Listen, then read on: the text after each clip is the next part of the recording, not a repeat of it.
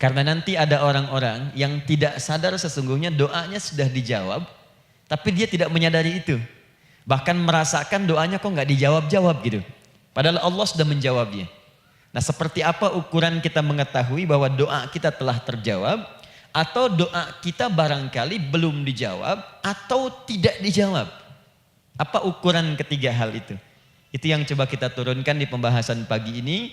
Mudah-mudahan dengan itu kita nanti akan lebih pandai bagaimana cara menyikapi doa dalam hidup, seperti apa doa dipanjatkan, kapan kita berdoa, dan kita tahu oh ini hasil dari doa yang telah kita panjatkan. Alhamdulillahi Rabbil Alamin alladhi amarana bid-du'a faqala wa qala rabbukum ud'uni astajib lakum fawa'adana bil ijabati faqala wa idza sa'alaka 'ibadi 'anni fa inni qarib ujibu da'wata ad-da'i idza da'an. Wassalatu wassalamu ala Rasulillah alladhi wa'adana bil ijabati 'indama nad'u ila Allah subhanahu wa ta'ala faqala min dhimni du'aihi fi asma'il husna iqtida'an min ashabihi sallallahu alaihi wasallam ara'aita madza da'awt faqad da'awta bi asma'ihi al-a'zam idza du'iya biha ajaba wa idza su'ila biha a'ta. Allahumma salli wa sallim wa barik ala rasulika al-karim an-nabiyyin amin wa ala alihi wa sahbihi wa ummatihi ila yawmiddin.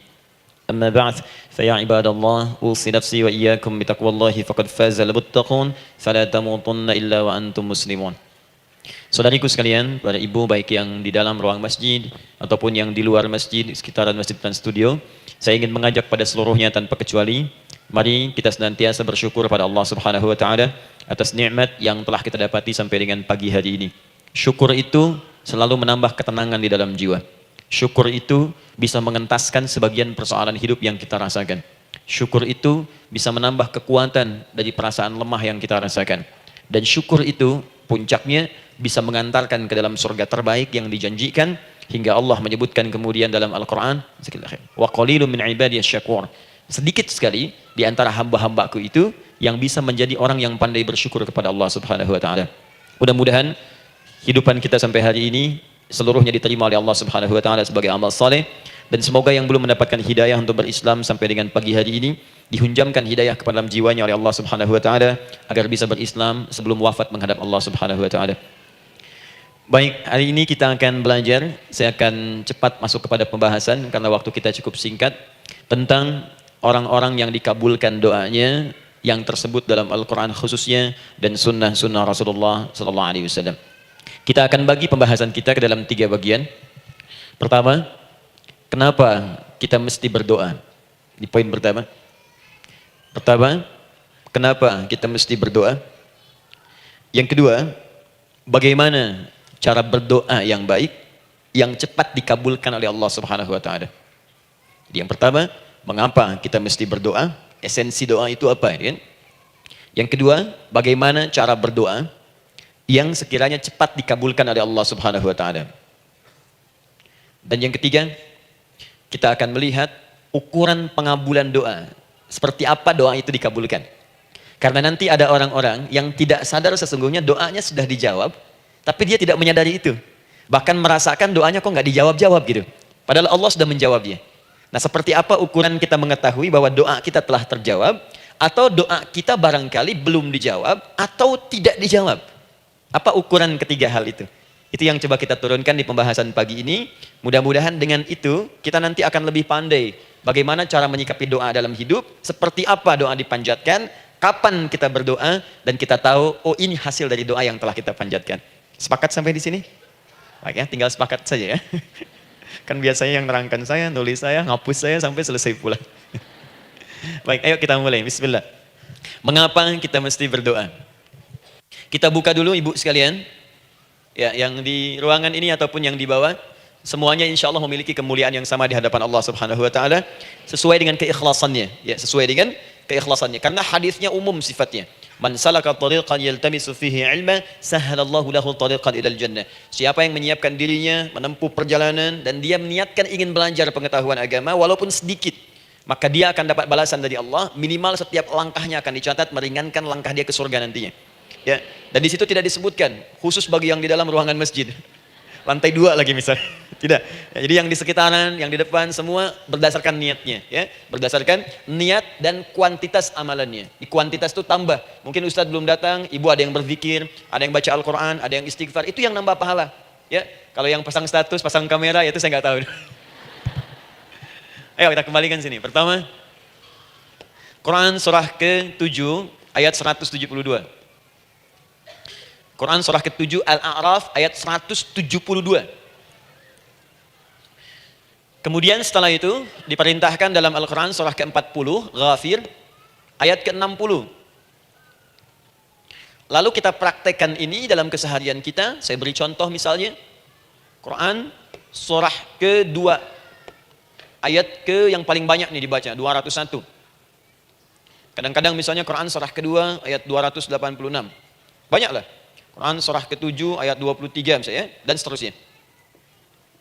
Ini bagian pertama.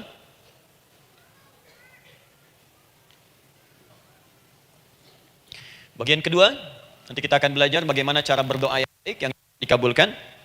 Kita ambil satu, Quran kedua ayat 186. Kemudian yang kedua, kita ambil contoh Quran surah ke-17 ayat 110. Kemudian yang ketiga, kita ambil contoh yang paling dahsyat di Al-Quran surah ketiga ayat 38 sampai 39. Ada yang belum berdoa sudah dikabulkan. Masya Allah. Ini ada di Quran misalnya surah ketiga ayat 31. Nanti turunan amalannya misal di Quran surah 51 ayat 15 sampai dengan 18. Saya bulati yang 18-nya. Bagian ketiganya nanti kita uraikan di bagian akhirnya. Baik, kita bisa mulai insyaallah. Baik, kita bagian pertama, mari kita mulai. Saya ingin berkisah sejenak dengan menyampaikan Quran surah ke-7 Al-A'raf ayat 172. Allah berfirman, A'udzubillahi minasyaitonir rajim, wa idz akhadha rabbuka min bani Adam min zuhurihim dzurriyyatahum wa ashhadahum ala anfusihim alastu bi rabbikum qalu bala syahidna. Ada ayatnya? Baik ya, di Quran surah ke-7 Al-A'raf ayat 172. Wa idz akhadha rabbuka min bani Adam. Kata Allah, dan ingatlah, pahamilah, pelajarilah, dalamilah. Teman-teman sekalian, ingat kalimat idz itu, idz dalam Al-Quran, termasuk dalam bahasa Arab, itu bukan sekedar mengingat. Idz itu bisa mengandung arti memahami dengan dalam. Menganalisis. Ya, memaknai itu idz. Jadi bukan sekedar mengingat. Bukankah ibu kalau mengingat sesuatu berusaha mendalaminya? Ya, kalau nggak percaya saya tanya begini. Coba ibu ingat kemarin jam 5 sore ada di mana? Bukankah sekarang sedang mendalami sesuatu? Sedang mencari memori jam 5 sore kemarin ada di mana? Setelah itu dihimpun jadi sesuatu lalu disampaikan dengan terstruktur, dengan rapi. Oh, kemarin saya ada di sini, di sini, di sini, mengerjakan ini. Itu idz dalam bahasa Arab.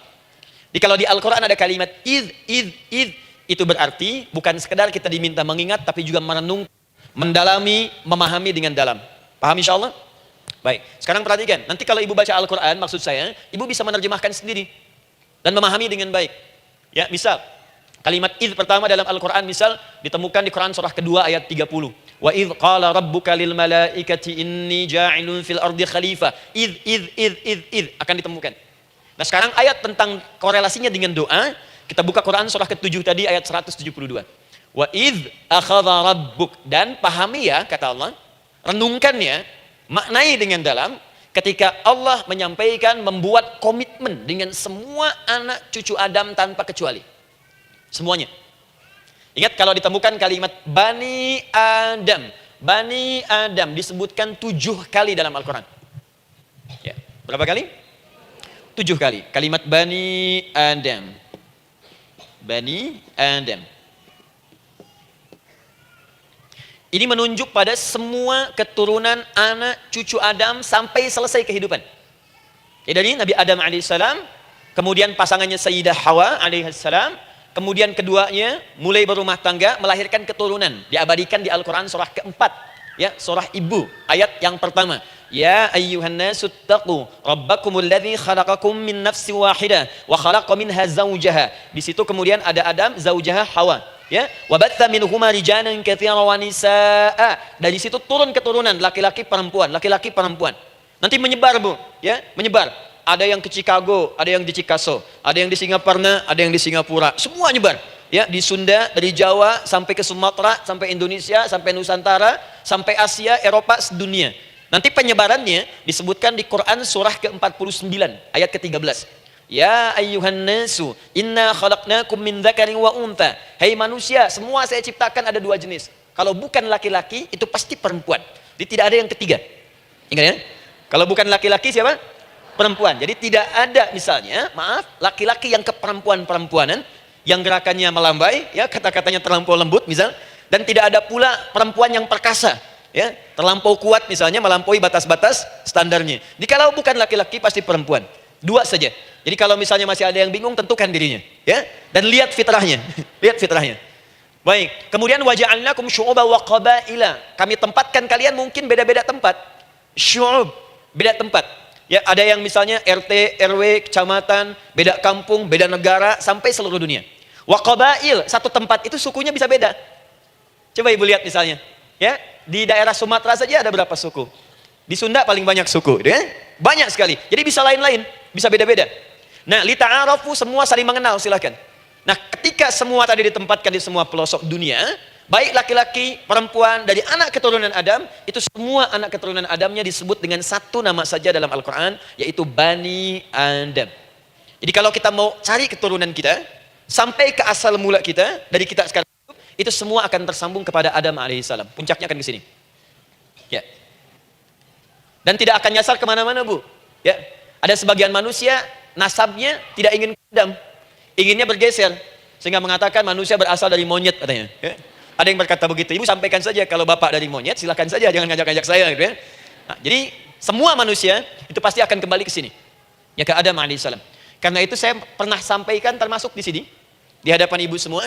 Masih ingat mukjizat pertama Rasulullah sallallahu alaihi wasallam saat lahir ke muka bumi? Ingat, Nabi itu sebelum dilantik menjadi Rasul dalam usia 40 tahun, turun surah Al-Alaq, itu diberikan oleh Allah keistimewaan tanda-tanda kenabian. Apa di antara tandanya? Allah perjelas nasab keturunannya sampai Nabi Adam, padahal lahirnya itu ayahnya sudah wafat. Di lahir beliau, ayahnya wafat, tapi nasabnya diperjelas sampai Nabi Adam. Sehingga jelas, orang tidak bisa menyoal. Ini orang nggak jelas nih, ya. Kan suka ada begitu, Bu, ya. Tiba-tiba datang menerangkan sesuatu, siapa itu? Itu nggak jelas. Bahkan sekarang sering muncul statement, siapa sih ustadz itu? Itu ustadz nggak jelas. Ya. Nabi nggak bisa disoal, karena semuanya jelas. Nasabnya jelas, keturunannya jelas, kemuliaannya jelas, ilmunya jelas. Jadi kalau orang mau menyoal nggak punya peluang. Siapa kamu Muhammad? Saya jelas keturunannya. Muhammad SAW bin Abdullah, bin Abdul Muttalib, bin Hashim, bin Abdul Manaf, bin Qusay, bin Murrah, bin Kilab, bin Ka'ab, bin Ghalib, bin Fihir, bin Malik, bin Nadar, bin Kinana, bin Khuzaimah, bin Mudrika, bin Ilyas, bin Nizar, bin Mudar, bin Ma'ad, bin Adnan, bin Addi, bin Adri, bin Muqawwam, bin Nagur, bin Tarih, bin Ya'rub, bin Yasjub, bin Nabit, bin Ismail AS, bin Ibrahim AS, bin Azar atau bin Nakhul, bin Abir, bin Kinan, bin Arfakhshad, bin Sam, bin Nuh AS, bin Mihlail, Matushala, bin Kinan, bin Anwas, bin Thith, bin Adam AS. Coba ulangi. Jelas. Jelas, jadi orang nggak bisa nyoal, itu mukjizat, ya. Keistimewaan pertama sebelum Allah kemudian angkat menjadi Nabi dan Rasul di usia 40 tahun. Jadi kalau ibu ditanya, kamu jelas nggak? Jelas. Apa binnya? Bin Bani Adam. Itu bocoran dari Al-Quran. Ya, kalau ditanya keturunan siapa kamu? Adam. Tahu dari mana? Allah yang nyampaikan langsung. Apa kata Allah? Bani Adam. Jelas, ya? Baik. Jadi ini kembali kepada Adam alaihissalam. Nah, semua anak cucu Adam yang saya garis bawahi, sejak mulai terlahir, itu sudah ada komitmen dari Allah dengan anak cucu Adam ini sebelum terlahir ke dunia. Sejak dalam kandungan. Jadi kalau ibu belajar hadis, misal dulu saya pernah amanahkan kalau ibu mau belajar dasar-dasar, cari kitabnya Imam An-Nawawi yang Al-Arba'in An-Nawawiyah, 42 hadis. Hadis keempat, ya, paling kiri sebelah atas di kitabnya. Dari Abdullah bin Mas'ud radhiyallahu taala anhu, ya. Qala Nabi sallallahu alaihi wasallam bahwa shadiqul masduq. Nabi SAW pernah menyampaikan sedangkan beliau orang benar dan dibenarkan. Kapan perjanjian ini dibuat? Dalam usia kandungan 4 bulan. Dalam kandungan. Inna ahadakum yujma'u fi batni ummihi. Setiap kalian yang akan terlahir dari anak cucu Adam. Kecuali Adam, Bu, ya. Ingat, kecuali Adam, kecuali Hawa. Karena ini asal mula manusia keduanya. Tapi keturunan Adam dan Hawa akan mengalami proses yang sama. Dikandung dulu ibundanya, kemudian terlahir. Adam tidak dikandung, ingat, Adam tidak ada bapak, Adam tidak ada ibu. langsung diciptakan wujudnya oleh Allah Subhanahu wa taala dari bahan dasar yang sama dengan manusia. Ya, karena itu saya pernah ditanya, pernah berdialog, ya. Ustaz, ini spesial Nabi Isa ini. Ya spesial, Yesus Al-Masih Nabi Isa spesial. Karena itu diangkat sebagai Tuhan. Apa yang spesial? Kata beliau, karena ini bisa menghidupkan yang mati. Yang kedua, ini lahirnya beda dengan orang biasa. Bagaimana lahirnya? Tanpa bapak. Ibu saja tanpa bapak. Mana ada manusia yang lain seperti ini? Saya bilang, Adam lebih spesial lagi. Lahir tanpa ibu, tanpa bapak. Kenapa nggak jadi Tuhan? Tapi kan Adam nggak bisa menghidupkan yang mati. Dengan izin Allah, maaf, Nabi Ibrahim lebih canggih lagi. Buka Quran surah kedua, ayat 260, paling kiri sebelah atas. Wa idh qala Ibrahim rabbi arini kaifa tuhyil mauta qala awalam tu'min qala bala walakin inna qalbi. Ketika Ibrahim bermohon kepada Rabbnya, ya Allah, tolong tunjukkan kepadaku bagaimana cara menghidupkan yang mati. Kata Allah, kamu masih nggak yakin? Kata Ibrahim, saya yakin-yakinnya, cuma supaya hati saya tenang, buktikan kepada yang lain tentang kuasamu. Kata Allah, gampang. Lalu Allah berikan kemudian satu ketentuan sama persis dengan Nabi Isa, cuman prosesnya lebih canggih. Kalau Nabi Isa, tepuk mayatnya, bangun, bicara. Nabi Ibrahim kata Allah, nih ambil burung, potong-potong dulu, dicincang dulu. Sudah dicincang kemudian, mayatnya disimpan, jasadnya di tempat bukit yang berbeda.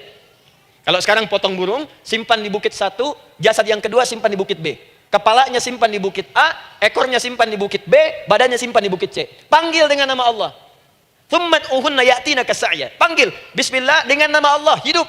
Sama persis dengan Nabi Isa. Dengan nama Allah biidznillah, hidup. Nabi Ibrahim biidznillah, dengan nama Allah hidup. Menyatu semuanya jadi satu. Psst.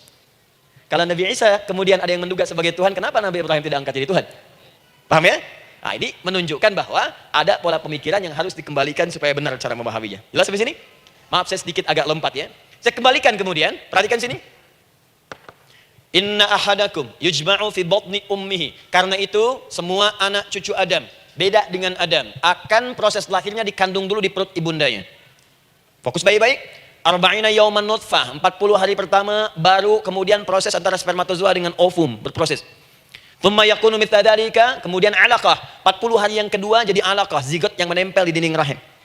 Thumma yakunu mithla dzalika mudghah, 40 hari ketiga berbentuk mudghah, sudah mulai berbentuk daging sekeratan, ada bentuknya.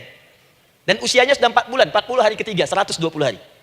120 hari. Thumma yursalu ilaihil malak, kemudian diutuslah malaikat, fayanfukhu fihi ruh, maka ditiupkan roh ke dalamnya. Jadi ingat, kalau di antara sini, di antara kita ada ibu misalnya yang tengah hamil, tengah mengandung, ingat baik-baik, atau keluarganya, kerabatnya, usia 4 bulan itu roh sudah ditiupkan. Di kandungan sudah ada rohnya. Hati-hati ya. Berapa bulan? 4 bulan. Karena itu nanti ada ayat dalam Al-Quran, Quran surah ke-7 ayat 189. Di posisi ini harus banyak berdoa dan beramal soleh. Ingat ya, berdoa, beramal soleh. Minimal minta kepada Allah. Da'awallaha rabbahuma la in ataitana shaliha lanakunanna minasyakirin. Minta banyak kepada Allah, ya Allah jadikan anak saya anak yang soleh, jadikan anak saya anak yang soleh. Dari usia itu 4 bulan sampai ke atas menjelang lahiran. Nanti diiringi oleh amal soleh kedua orang tuanya. Ini sudah penelitian dokter muslim, khususnya di Asia Tenggara.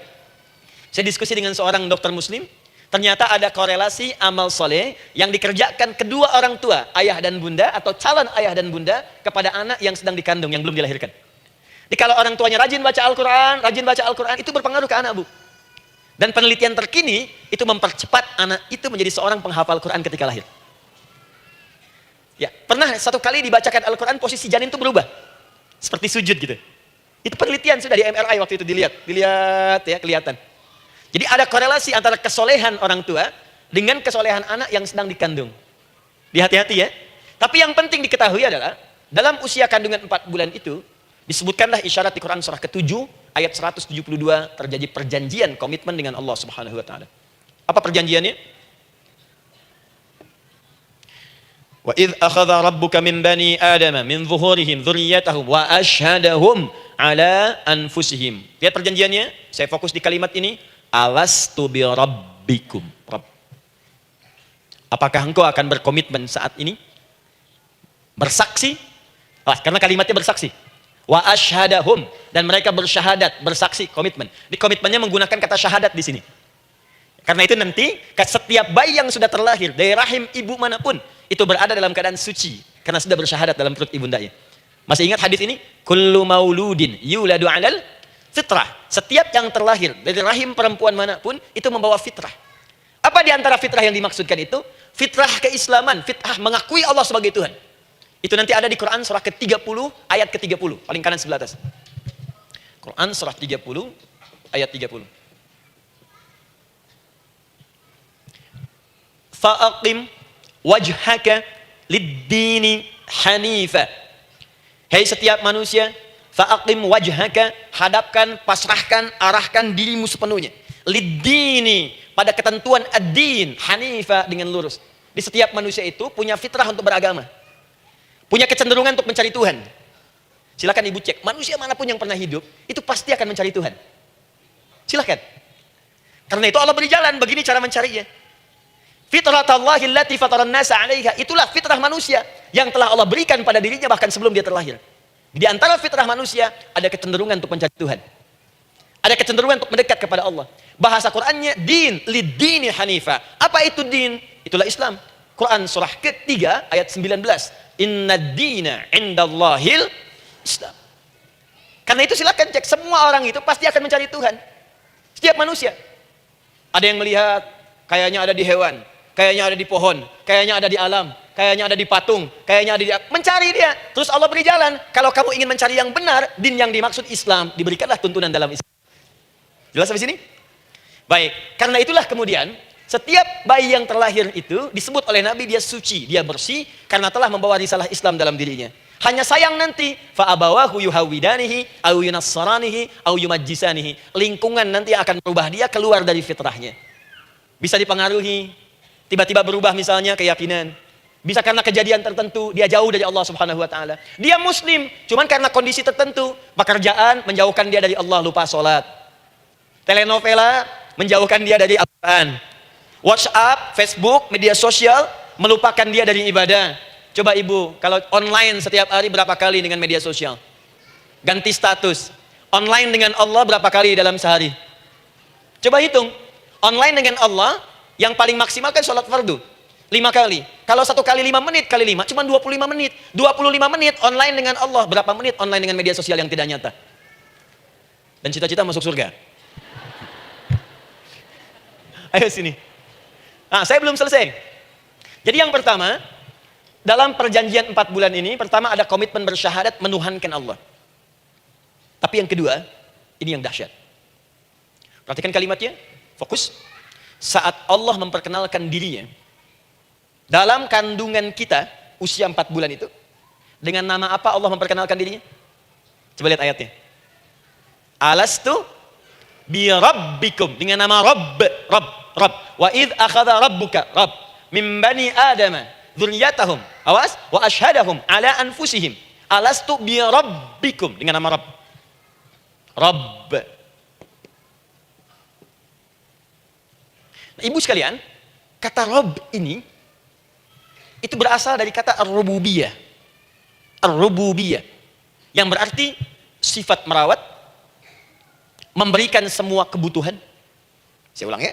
Merawat, memberikan semua kebutuhan, sudah, menyayangi, memaafkan, mengasihi, mengampuni. Masya Allah. Merawat, memenuhi sebuah kebutuhan, menyayangi, memaafkan, mengampuni. Jadi semua hal yang terkait dengan perhatian ada pada kalimat Rabb. Sifatnya disebut dengan rububiyah. Zat yang memperhatikannya disebut dengan Rabb, namanya Rabbun. Baik. Pelan-pelan. Seakan-akan Allah ingin berkata begini, hei, engkau buat perjanjian dengan saya sekarang. Engkau bersaksi, saya sebagai Tuhan, siap bersaksi, menuhankan saya. Nanti ketika kamu lahir, apapun yang kamu butuhkan dalam kehidupan, aku akan berikan. Kamu akan saya rawat, kalau sakit, kamu saya sembuhkan. Minta sesuatu yang kamu butuhkan, saya akan berikan. Kamu butuh sesuatu, saya akan hadir. Kamu salah minta maaf, saya maafkan. Kamu dosa minta ampun istighfar, saya ampuni. Kamu ingin sesuatu yang lebih baik, saya berikan. Pokoknya semua yang kamu inginkan selama engkau butuhkan itu baik, aku berikan. Kira-kira, maaf Bu ya, maaf sekali. Kalau ada yang nawarkan pada ibu, mau nggak ikut saya? Nanti sebuah kebutuhannya saya berikan. Kalau sakit saya berikan jaminan kesembuhannya. Kalau butuh sesuatu saya berikan. Kalau ingin ini itu selama butuh saya sampaikan. Kira-kira ibu nolak atau ikut? Baik. Ikutnya mikir dulu atau tidak? Tidak. Jangankan yang tinggi-tinggi Bu ya. Suami aja nawarkan, "Mah, mau nggak ikut papa? Papa nanti kasih handphone S10." Sama gelang nggak, Pak? Ikut ya. Dan tanpa pikir. Dalam bahasa Arab, sesuatu yang disetujui tanpa difikirkan lagi, itu disebut bala namanya. Bala, sekali saja. Sekali, ya, tidak 2 kali. Tidak ditambah, tidak dikurangi. Ingat, kalau Allah sudah sampaikan kalimat, jangan tambah, jangan kurangi, ya. Bala, tidak ditambah nga, tidak disebutkan 2 kali. Bala. Ya. Bala itu artinya siap. Ya. Tanpa pikir. Karena memang nggak ada yang difikirkan lagi. Apa yang mau difikirkan? Semua kebutuhan dikasih. Semua keinginan dikabulkan sepanjang baik. Kalau sakit ada jaminan disembuhkan. Dikasihi, disayangi, salah dimaafkan. Ya, kalau dosa diampuni, apalagi yang kurang, nggak ada aib, nggak ada yang kurang, sempurna semua. Kita katakan bala tanpa pikir. Karena itu, perhatikan, setiap kita kemudian, ibu sekalian, datang terlahir ke bumi, mengalami kehidupan, fitrah kita setiap mendapatkan kebutuhan, kita akan menyebut nama Allah Subhanahu wa taala dengan nama yang telah dijanjikan itu. Silakan ibu cek. Bukankah ibu ketika ada kesulitan memohon kepadanya? Ya Allah, tolong sembuhkan ya Allah. Ya Allah, lancarkan ya Allah. Ya Allah, sukseskan suami saya. Ya Allah, tenangkan kehidupan rumah tangga kami. Ya Allah, anugerahkan solusi. Ya Allah, sembuhkan ibu saya. Semua minta kan? Dan dahsyatnya, ketika ibu memohon kepada Allah itu, ibu gunakan kalimat yang telah disepakati ketika Allah sampaikan kepada kita. Rabb, Rabb, Rabb. Perhatikan, kalau ibu berdoa, doa apa paling favorit? Rabbana atina fid dunya hasanah. Fil akhirati hasanah. Wa qina. Doa apa itu? Sapu jagat. Baik. Bu bayangkan, Nabi aja nggak tahu tuh istilah itu sapu jagat. Ibu tahu? Wah, Masya Allah, Indonesia kreatif. Luar biasa. Ada doa sapu jagat, ada doa sapu nggak ada jagatnya, ada doa jagat nggak ada sapunya. Wah, pokoknya luar biasa lah. Ya. Ya, lihat, bukankah kalimatnya dibuka dengan Rabb? Rabbana atina fid dunya sana. Rabbana zalamna anfusana wa illam taghfir lana wa tarhamna lanakunanna minal la yukallifullahu nafsan illa laha ma kasabat wa 'alaiha mak. Perhatikan, Rabbana la in nasina Rabbana Rabb. Ini ayatnya. Sapu jagat Quran surah 2 ayat 201. La yukallifullahu Quran surah 2 ayat 286. Rabbana zalamna Quran surah 7 ayat 23. Yang ingin saya sampaikan, setiap kita butuh sesuatu, kita menyebut namanya dengan kalimat Rabb.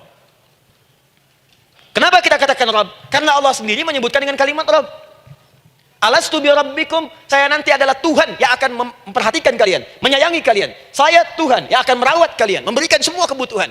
Makanya ibu tuh kalau ada persoalan nagih seakan-akan ke Allah. Ya Allah, kan engkau yang berjanji kepada saya. Engkau yang berjanji, engkau yang menepati ya Allah, karena engkau Tuhan. Kalau manusia, dia berjanji, dia yang mengingkari. Dia awali, dia yang akhiri. Tapi engkau beda ya Allah. Kenapa? Engkau berjanji, engkau yang menepati. Quran surah ketiga ayat 9. Innallaha la yukhliful mi'ad. Engkau yang berjanji, engkau yang menepati. Engkaulah awal dan akhir dari semua hal. Engkau mengatakan saya Rabb yang akan memberikan semua kebutuhan. Sekarang saya butuh ya Allah. Engkau berjanji akan menyembuhkan. Sekarang saya sakit ya Allah. Engkau berjanji akan memberi solusi. Sekarang saya sedang punya masalah ya Allah. Engkau berjanji akan memberikan kesuksesan. Sekarang saya sedang menapaki itu ya Allah. Makanya ibu sebutkan kalimat Rabb, Rabb, Rabb, Rabb. Jadi sesungguhnya doa itu adalah fitrah dari setiap manusia karena mulai dibangun komitmen sebelum dia dilahirkan ke muka bumi. Jadi kalau kita bicara tentang doa, doa itu fitrah kehidupan bagi setiap manusia. Hidup. Sekaligus penanda komitmen yang membedakan antara Khalik dengan makhluk. Hamba dengan Allah. Manusia dengan Tuhan. Kan Allah katakan, saya Rabb ya, saya yang ngasih, saya yang Tuhan. Berarti kita yang makhluk kan? Kita yang butuh kan? Allah yang memberi, kita yang butuh.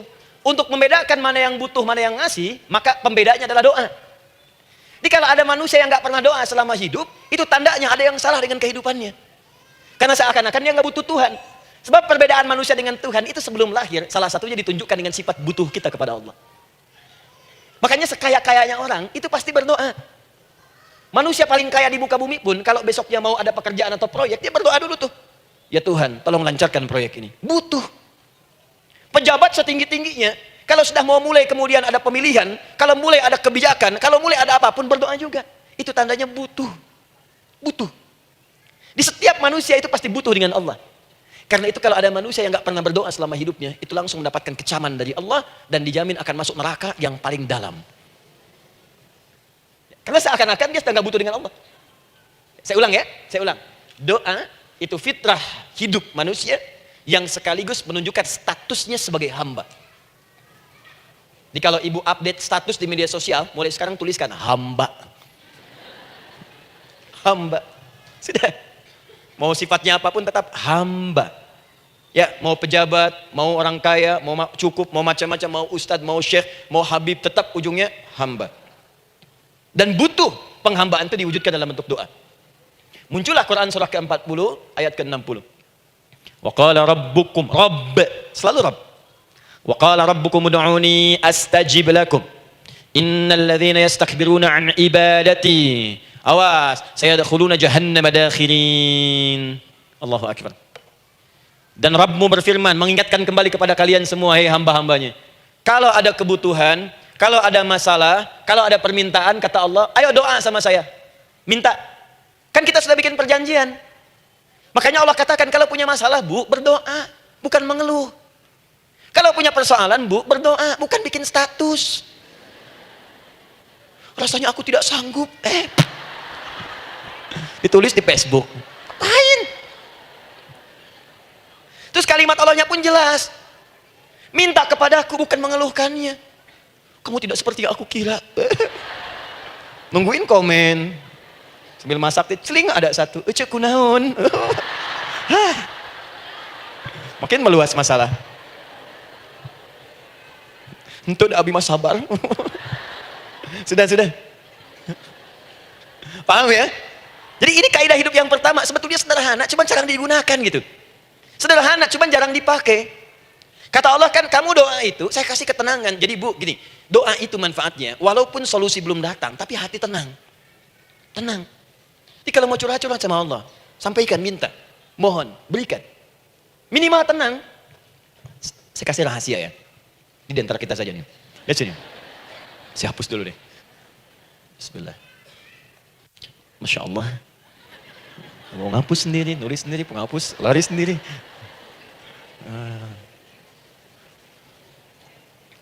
Bismillah. Oh ini ada dua ya, sini. Baik, buka Quran surah 7 ayat 205. Quran surah 7 ayat 205. Doa itu disebut zikir di ayat itu. Jadi kalau ibu sedang berdoa, itu sedang berzikir. Wadhkur rabbaka fi nafsika tadarruan wa khifatan wa dunal jahri minal qaul. Ada ayatnya? Oke. Pakai Rabb lagi kan? Wadhkur rabbaka. Kalau engkau punya masalah, kata Allah, sekecil apapun. Di rumah tangga kah, di kantor kah, kehidupan sosial kah. Kata Allah, ayo sebut, minta kepada Allah. Berdoa. Doa disebut dengan zikir. Zikir itu semua kegiatan yang membuat kita ingat Allah. Zikir. Baca Quran, zikir. Dalilnya Quran surah ke-15 ayat 9. Inna nahnu nazzalna dzikra. Kami turunkan Al-Quran sebagai zikir. Menghafal Quran, zikir. Quran surah 54 ayat 17, ayat 22, ayat 32, ayat 40. Walaqad yassarnal Qur'ana lidzikri. Kami akan mudahkan Al-Quran untuk diingat, dihafalkan. Zikir, sebagai zikir kepada Allah. Ibu selepas sholat, baca subhanallah, alhamdulillah, Allahu Akbar, zikir. Quran surah keempat, ayat 103. فَإِذَا قَضَيْتُمُ الصَّلَاةَ فَاذْكُرُوا اللَّهَ. Maka jika anda telah tuntas mengerjakan sholat, segera berzikir kepada Allah. Sholat sendiri, zikir. Quran surah ke-20, ayat ke-14. Innani anallahu la ilaha illa ana fa'budni wa aqimis salata li dzikri. Saya Allah, kata Allah. Tidak ada Tuhan selain saya, sembah saya. Bagaimana menyembah Allah? Tunaikan sholat sebagai zikir kepada Allah. Zikir. Di zikir, semua amalan yang mendekatkan kita dengan Allah. Doa, itu satu dari bagian zikir. Tapi tahukah ibu fungsi zikir yang paling utama itu apa? Quran surah 13 ayat ke-28. Ala bi dzikrillahi tatma'innul qulub. Yakinkan pada dirimu, kalau zikirmu benar kepada Allah, maka dia akan berdampak kepada hati menjadi lebih tenang. Zikir itu, manfaat pertamanya, membuat hati tenang, Bu. Tadi saya contohkan. Baca Al-Quran, zikir kan? Jadi kalau ibu sedang tidak tenang, sedang gelisah, ada masalah, daripada mengeluh sana sini, wudu, Bu, wudu. Ambil mushaf, baca. Saat baca itu mungkin solusi belum datang, tapi hati itu lebih tenang. Kaitan dengan bahasan kita, doa, minta. Doa. Jadi kalau orang punya masalah itu kalau berdoa, walaupun solusinya belum datang, walaupun kemudian jawabannya belum tiba, minimal hati ibu itu tenang. Ini dia. Kan surah 13 ayat 28. Rumus ini pakai. Gunakan dalam hidup. Karena yang tahu kehidupan kita itu Allah yang menciptakan kita.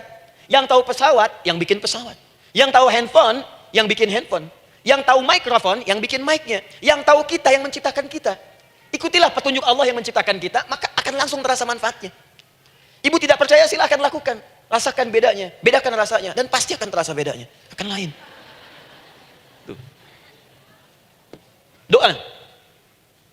Tapi ingat yang paling penting kata Allah, doa itu bukan sekedar penting permohonannya, tapi menunjukkan status kita sebagai hamba di hadapan Allah Subhanahu wa taala. Jadi kalau ada orang selama hidup tidak pernah berdoa, artinya dia mengingkari status dia sebagai hamba di hadapan Allah Subhanahu wa taala. Mau menyejajarkan diri dengan Tuhan. Kan yang tidak pernah meminta itu Tuhan. Allah yang memberikan. Kalau manusia beda pasti minta. Artinya kalau ada manusia nggak pernah minta, seakan-akan bahasa halusnya, kamu ini ngaku jadi Tuhan. Saya tempatkan kau di neraka jahanam yang paling bawah. Jahanam itu bu, belum masuk saja sudah terasa. Terasa. Buka ibu Quran surah misalnya ke-40 Ghafir tuh. Ya, ayat 45 sampai dengan 47-nya. Sebelumnya lagi lihat Quran surah ke-8 ayat ke-50. Itu penghuni neraka bu, yang bukan jahanam saja. Penghuni neraka itu kalau mau meninggal itu dipukulin dulu malaikat. Depan belakangnya. Ayo, kamu keluar. Lama amat keluarnya rohnya katanya. Takut karena nggak punya bekal. Kan maaf ya, kaidah mengatakan orang nggak punya bekal itu takut pulang, apalagi orang merasa salah. Anak ibu berbuat kesalahan, mau pulang takut kan? Takut. Jadi kalau ada anak takut pulang, salah dia. Salah. Kemana anak nggak pulang-pulang, pasti ada yang salah karena nggak berani pulang. Jangankan salah, nggak punya bekal saja, malu pulang. Lihat ibu waktu Ramadan usai, mau mudik, Idul Fitri. Kan pada mudik kan? Kenapa mau mudik dan senang mudik? Karena punya bekal bu. Dikumpul-kumpulkan itu selama 11 bulan. Untuk 1 bulan saja, itu pun paling berapa hari. Kumpulin. Terus telepon keluarga, insya Allah aku pulang hari ini. Wah senang semuanya. Padahal mudiknya cuma pakai motor bu, motornya bebek, bekalnya singa. Serius saya, motor bebek bekal singa, ada kardus belakangnya. Tulisin, terus tambah pelepah pisang buat begini. Belakangnya ditulisin, aku pulang sayang. Jalan mudik. Terus yang di rumah kan senang nerimanya. Kenapa? Karena ada yang pulang dan bawa bekal. Saya pernah tanya pada seseorang, kenapa anda nggak mudik? Nggak ada bekal Ustaz, nggak ada bekal, malu pulang. Kebayang nggak saat pulang menghadap Allah nggak punya bekal? Malu pulang, apalagi punya banyak salah, jadi nggak mau keluar rohnya. Malaikatnya geram, dipukulin sama malaikat, pukul depannya, pukul. Kamu ini cepat keluar. Keluar. Malu pulang. Tapi kalau punya bekal enak. Dan yang nyambut langsung malaikat.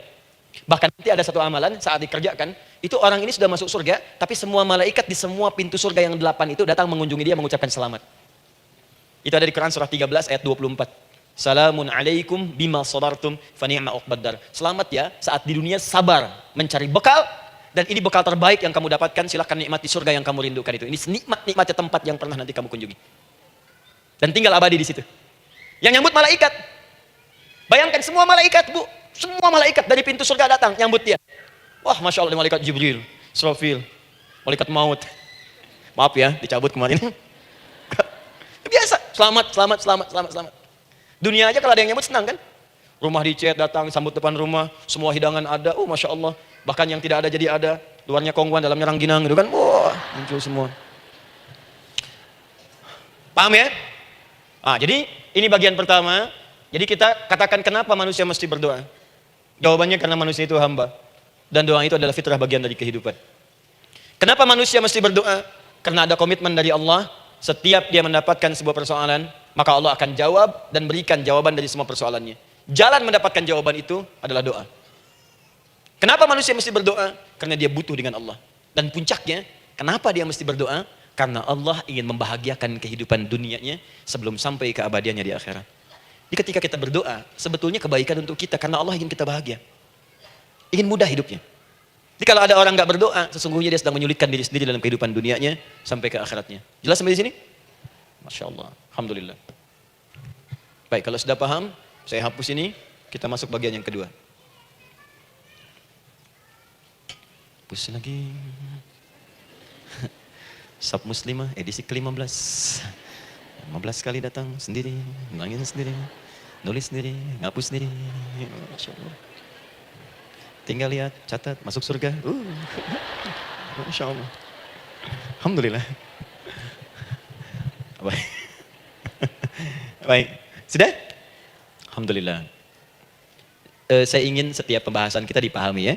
Saya tidak menyukai kalau datang melihat tapi nggak paham gitu. Ya, dengar tapi nggak paham. Saya tidak ingin satupun keluar dari sini kecuali paham. Ya. Ibu paham? Paham Ustaz. Pada pamitnya silahkan. Apa yang ibu pahami? Doa. Ya. Dah. Nah, sekarang masuk bagian kedua. Bismillah. Kalau sudah mengerti yang tadi, persoalannya adalah bagaimana cara kita memohon kepada Allah. Itu dia. Bagaimana cara kita meminta? Kata Allah, kamu kalau punya masalah, minta. Ya Allah, caranya bagaimana? Karena sesuatu yang dikerjakan tanpa ilmu, dan tidak tahu caranya, itu bisa keliru. Hidup itu menyembah Allah, tidak cukup dengan iman, Bu. Mesti pakai ilmu. Iman saja sekalipun kuat tanpa ilmu, itu bisa salah. Kuat ingin mendekat kepada Allah. Ya Allah, aku ingin ibadah, kuat. Saya punya kawan dulu di pesantren. Tahun kedua, dia sudah berubah. Ya, tadinya orang tuanya melihat anaknya Masya Allah, tiba-tiba ada perubahan, senang ibadah Bu. Malam-malam dia bangun, ini kisah nyata, saya alami sendiri. Masya Allah, saya senang sekali. Kita saling doakan, dia bangun malam tahajud. Bangun jam 2, Anda bayangkan. Yang sebelumnya menjelang subuh atau apa, ini malam Jumat lagi malam libur. Malam libur biasanya santri itu, kebanyakan ada yang keluar, ada yang main, ada yang macam-macam. Ini dia malam tahajud, jam 2 bangun. Saya bahagia sekali. Udah bangun, sholat, selesai. Cuman pas waktu mau subuh, kok saya lihat tidur. Saya bangunkan kan? Fulan, bangun. Oh iya, katanya. Iya, oh mungkin nanti mau nyusul. Saya pikir istirahat dulu. Saya ke masjid lah. Udah ke masjid, udah selesai. Kita diskusi di masjid, selesai. Semua pulang saya jam 7. Saya lihat masih tidur juga. Barangkali dia sudah tadi sholat mungkin di kamar, nggak sempat ke masjid karena capek. Tapi saya lihat kok posisinya nggak berubah. Di situ juga. Akhirnya setengah jam saya tunggu, saya bangunkan. Bangun. Bangun, kenapa Adi katanya? Saya kira antum belum sholat subuh ya? Adi gimana sih? Kan udah saya jama dengan tahajud tadi. Udah saya jama dengan tahajud. Jadi memang kekuatan imannya lagi tinggi, cuman ilmunya kosong. Ini yang bahaya. Besok-besok kalau orang kayak gini, sholat subuh bisa 4 rakaat. Ya.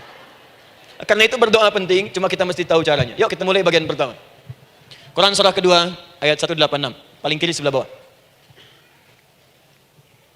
Sudah?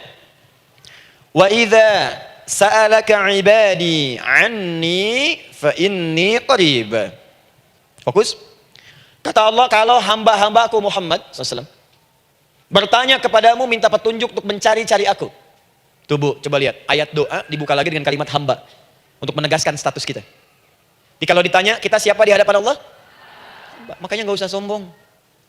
Jangan sombong, karena kita cuma hamba. Karena itu ketika Korun sombong, Korun itu manusia terkaya yang pernah hidup di bumi. Hartanya Bu, ini saya kasih bocoran sedikit, kunci berangkasnya saja, kemana-mana itu suka dibawa, dipikul paling sedikitnya 8 bodyguard, cuman bawa kunci berangkas saja begini. Di Korun pengen ngasih tahu, kalau ada yang pengen nyuri di tempat saya silahkan aja, ini aja bodyguard saya ngangkat kuncinya susah. Korun. Jadi kalau Anda tidak sekaya Korun, jangan ikutin sombong, telat. Telat, gak ada kerjaan, sudah ada yang lebih kaya. Ya, dan apa yang terjadi? Fakhosabna, kata Allah, kami telan. Likuifasi, telan oleh bumi semua. Dengan kekayaannya semua habis. Jadi ketika ada seseorang yang lupa dengan statusnya sebagai hamba, maka Allah akan memberikan pelajaran kepadanya untuk taubat. Kalau nggak mau taubat juga, telan habis untuk menunjukkan kamu tuh bukan Tuhan, saya Tuhannya. Maka jangan ikutan sombong. Kalau ada yang perlu punya Ferrari, Lamborghini, Lamborghini, ya, wah, bikin rame di jalan, cuman nggak update status, kasih tahu, maaf Mas, telat. Itu gambaran hidup. Dan ingat, setiap dibuka dengan kalimat permohonan, itu kalimatnya hamba. Hambaku, hambaku, hambaku. Termasuk mau minta taubat, hamba. Quran surah 39 ayat 53. Qul ya ibadiyalladzina asrafu ala anfusihim la taqnatu min rahmatillah. Katakan Muhammad pada hambaku yang merasa banyak dosa, pengen berdoa minta taubat. Kata Allah, hamba. Saya terima taubatnya, hamba. Ini ya. Ini pun adab yang pertama dari Al-Qur'an, adab yang pertama. Kalau kita ingin berdoa dan doa itu cepat ingin dikabulkan, maka berdoalah dengan cara menghamba di hadapan Allah Subhanahu wa taala. Jangan merasa tinggi.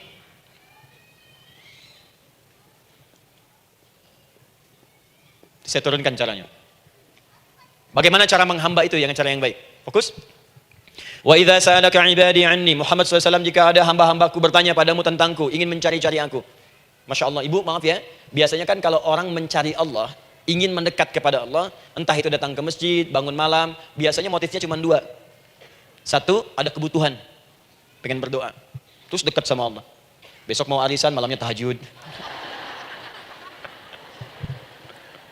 Anak mau ujian, baru puasa, kan? Suami ada proyek, nah, baru baca Quran, kan? Terus itu biasa itu, biasa. Jadi fitrah bu. Tumben jeng tahajud, fitrah. Itu biasa itu. Ya. Yang kedua, taubat dari maksiat. Taubat. Seorang taubat ke masjid, bangun malam, doa, itu biasa. Jadi kalau ada seperti itu tandanya kita hamba normal manusia. Fa inni qarib, kata Allah, katakan Muhammad SAW, katakan kepadanya, janganlah mencari, aku dekat. Dekat, jangan mencari, aku dekat. Jadi bu, ketika kita butuh Allah, langsung jawab oleh Allah. Kamu mau apa? Aku dekat. Itu secara psikologi memberikan ketenangan yang paling dalam. Saya belum datang di sini sampai jam 8. Ibu tanya panitia, ustadznya mana sih? Ukti, ustadznya mana? Jawaban pertama misalnya, ini belum jelas nih ustadznya. Gak ada kabar. Yang kedua mengatakan, tenang saja, ustadz sudah dekat. Maka yang kedua itu lebih menenangkan kepada kita. Ketika ibu mencari, ya Allah, saya sedang ada masalah, langsung dijawab oleh Allah. Tenang, aku dekat denganmu. Mau minta apa? Itu bu. Jadi kalau ibu sedang punya persoalan, psikologi Al-Quran mengatakan, langsung rasakan Allah itu bersama kita, dekat, menunggu kita mau minta apa. Ibu punya masalah dengan suami, ingin mengadu. Lu kata Allah, saya dekat, kamu kenapa? Ada masalah apa? Ayo minta, ayo cerita. Mohon. Ibu punya masalah dengan anak. Ibu punya masalah dengan tetangga, di pekerjaan, kehidupan sosial. Kata Allah, saya dekat. Nah perasaan itu hadirkan dalam jiwa kita. Ini sekarang jarang didapatkan. Jadi kalau ada masalah itu, hal pertama yang dilakukan itu belum ingat Allah itu masalahnya. Di kebanyakan manusia itu kalau punya masalah, selalu ingin yang pertama itu solusinya. Bukan Allahnya. Kan pemilik solusinya Allah. Jadi kalau kita ingat pada yang memiliki, maka apapun yang kita minta akan diberikan. Bahkan ada orang yang saking ingatnya dengan Allah, sebelum minta sudah dikabulkan.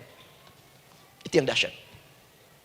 Nah, sekarang setelah kita paham tentang kedekatan ini, kemudian kita praktekkan. Jadi bu, ya maaf ya, ketika ibu punya masalah apapun, yang pertama diingat Allah. Allah, Engkau telah berjanji, Engkau pasti akan tepati. Ya Allah, sekarang aku ada persoalan. Nah, sekarang teruskan ayatnya. Ujibu da'watad da'i idza da'an. Ujib.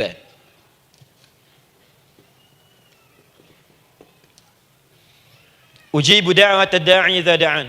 Aku pasti akan menjawab, mengabulkan setiap doa hambaku jika dia bermohon kepadaku. Saya ingin ajarkan sedikit di gramatikal bahasa Arab. Ujib itu disebut dengan fi'il mudhari namanya. Saya kasih rumus cepat bu ya. Insya Allah kalau ibu fokus dengan rumus ini, ibu nanti bisa memahami Al-Quran dengan baik. Saya kasih satu kalimat, hafalkan baik-baik. Ini gampang kok. Anita. Ya, Anita. Sudah? Anita. Baik, Hamzah, Nun, Ya, Ta. Satukan, Anita. Kalau di dalam kalimat, ibu baca Al-Quran, di depannya ada huruf Hamzah ini, atau Nun, atau Ya, atau Ta. Maka itu rumus mudhari namanya. Gak usah dihafalkan mudharinya. Ya, gak usah dihafalkan sampai bikin misalnya satu ungkapan, Anita istrinya Pak Mudhari. Gak usah, gak ada kerjaan. Ya, gak usah dihafal. Saya hanya ingin tunjukkan pemahaman. Kalau ada bentuk seperti ini punya 3 makna. Kalau dalam bahasa Inggris itu disebut present, ya, continuous, dan future. Present, continuous, and future. Sekarang, terus, sampai kapanpun. Sekarang, terus berlangsung, continuous, and future. Sampai kapanpun di masa depan. Ini bentuknya disingkat dengan rumus ini, Anita. Di dalam konteks pengabulan doa, kata Allah, ketika saya akan kabulkan. Kalau kamu punya masalah, kamu berdoa, saya akan kabulkan. Nah kalimat Allah saya akan kabulkan ini, bentuknya menggunakan mudhari.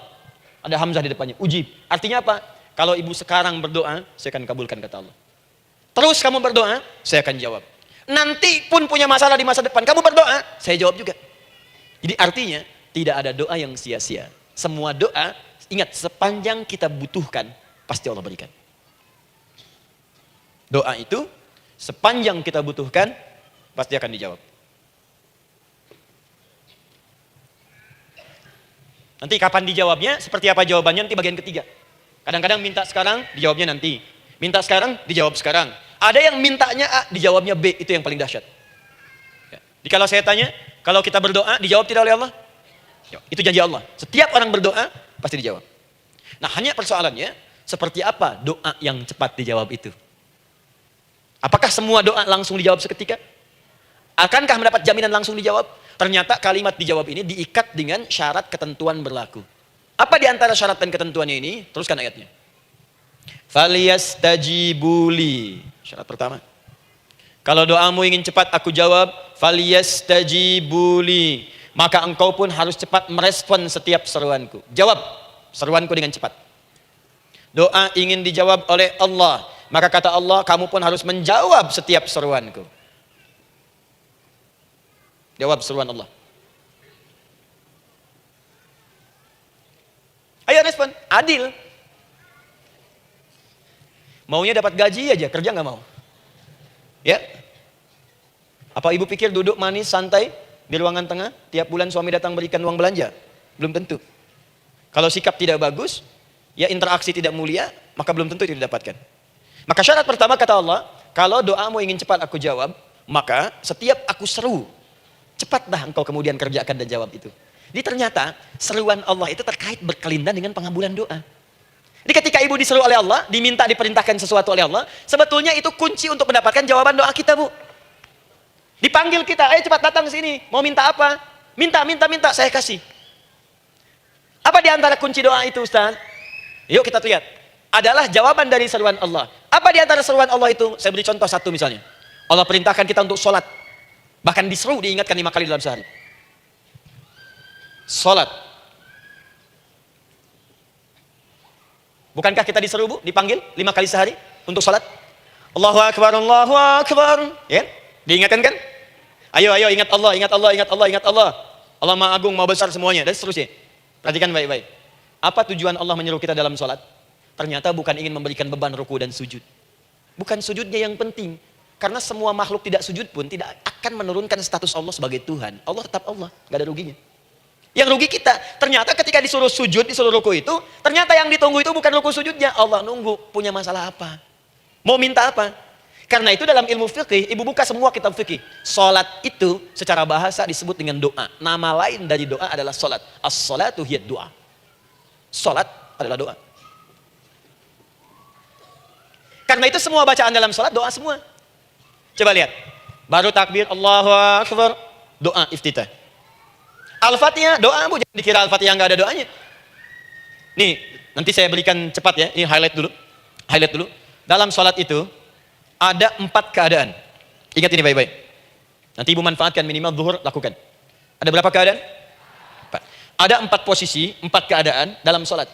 Yang kalau ibu berdoa benar, meminta di situ dengan benar, itu seketika akan dikabulkan. Seketika. 1, saat berdiri. Berdiri. 2, saat ruku'. Ruku'. 3, saat sujud. 3, saat sujud. 4, sesaat sebelum salam. Berdiri, ruku', sujud, sesaat sebelum salam. Baik, sebelum saya bahas lebih jauh, saya ingin sampaikan dulu. Jadi ternyata ketika kita diminta oleh Allah menunaikan sholat, itulah cara kita memohon, Bu. Itulah waktu kita meminta. Dan dahsyatnya dalam sehari itu 5 kali ditungguin, Bu. Mana ada manusia di muka bumi ini, buka pintu rumahnya 5 kali sehari, cuma untuk memberikan apa yang dibutuhkan. Sesoleh-solehnya Ustadz, gak ada yang mengatakan, ayo 5 kali sehari datang aja ke rumah saya. Kalau butuh apa-apa, ambil. Butuh kulkas, ambil kulkasnya. Butuh TV, ambil. Gak ada begitu. Allah itu maha baiknya, 5 kali sehari dipanggil. Dari subuh sampai zuhur. Kita bangun tidur aja, punya masalah nggak? Ayo minta. Disuruh sholat 2 rakaat. Dan sholatnya nggak usah banyak-banyak, 2 rakaat aja dulu supaya nggak ada beban. Itu pun kadang-kadang masih lupa berapa rakaat kita sholat. Ya. Ayo sujud, disuruh minta, punya masalah nggak? Terus dari subuh sampai ke siang, dipanggil lagi. Punya masalah lagi nggak? Disuruh zuhur 4 rakaat. Karena waktunya cukup panjang, suruh 4. Ayo minta. Ada masalah apa? Minta sujud kita. Minta mohon. Dari zuhur ke asar, ditanya lagi, ada masalah nggak? Panggil lagi. Ke maghrib sampai ke isya sebelum tidur, supaya tidurmu enak, masalah nggak ada, tenang, nikmat, nyaman istirahatnya, ada masalah nggak? Disuruh sholat lagi. Jadi kalau orang paham sholat itu kunci kebahagiaan, dia akan senang menunaikan sholat. Makanya ketika ibu bertanya, kenapa saya sholat? Dijawab oleh muadzin, hayya 'alas shalah. Ayo sholat. Kenapa sih sholat? Hayya 'alal falah. Yuk bahagia. Ayo tenang. Yuk dapatkan apa yang kamu inginkan. Falah. Jadi kalau orang paham sholat itu menyelesaikan persoalan, tentu orang akan berbondong-bondong semangat untuk menunaikan sholat. Cuman sayang segelintir orang itu menilai sholat sebagai beban. Jadi sebagai kewajiban beban saja, makanya sholatnya nggak nikmat. Karak tadi duhur, ayo asar doi. Tuh. Ya bagaimana doanya bisa dijawab? Anda datang pada orang, tapi datangnya dengan marah-marah. Datangnya dengan mencelanya. Ya bagaimana dia bisa memberikan kebutuhan Anda? Anda datang pada Allah dengan niat yang tidak ikhlas. Setelah itu kemudian menggunjingkannya, bagaimana bisa dijawab? Tuntutan tinggi. Tapi datang tidak membawa prestasi, bagaimana bisa diberi? Catat tuh, bikin status. Paham ya? Nah ini bagian pertama. Jadi cara pertama, respon kata Allah, seruan Allah. Rumus pertama sholat. Nah sekarang saya ajarkan lagi. Ini belum selesai nih Bu, ini panjang bahasannya nih. Sampai jam berapa kita? 10 ya? Mau sampai jam 5 silahkan, saya jam 10 selesai. Ya. Lihat sini. Oke, saya punya sekitaran 1 jam kurang ke depan. Saya ingin terangkan sedetil-detilnya gitu ya. Dan saya hanya menyampaikan isi Al-Quran. Quran, hadis, Quran, hadis. Sekarang gini, Ustadz saya sekarang paham. Sholat berarti kunci untuk menyelesaikan masalah. Di sholat saya akan memohon. Sekarang Ustadz, bagaimana cara saya merespon sholat? Kan kata Allah, saya menyeru, respon gitu kan? Kita dipanggil sholat nih, Allahu Akbar, dipanggil. Bagaimana cara meresponnya? Sebelum minta. Awas, ibu ingin datang mengajukan proposal. Datang kepada wali kota, datang kepada gubernur, datang kepada presiden, datang kepada menteri sebelumnya. Bukankah ibu mempersiapkan diri?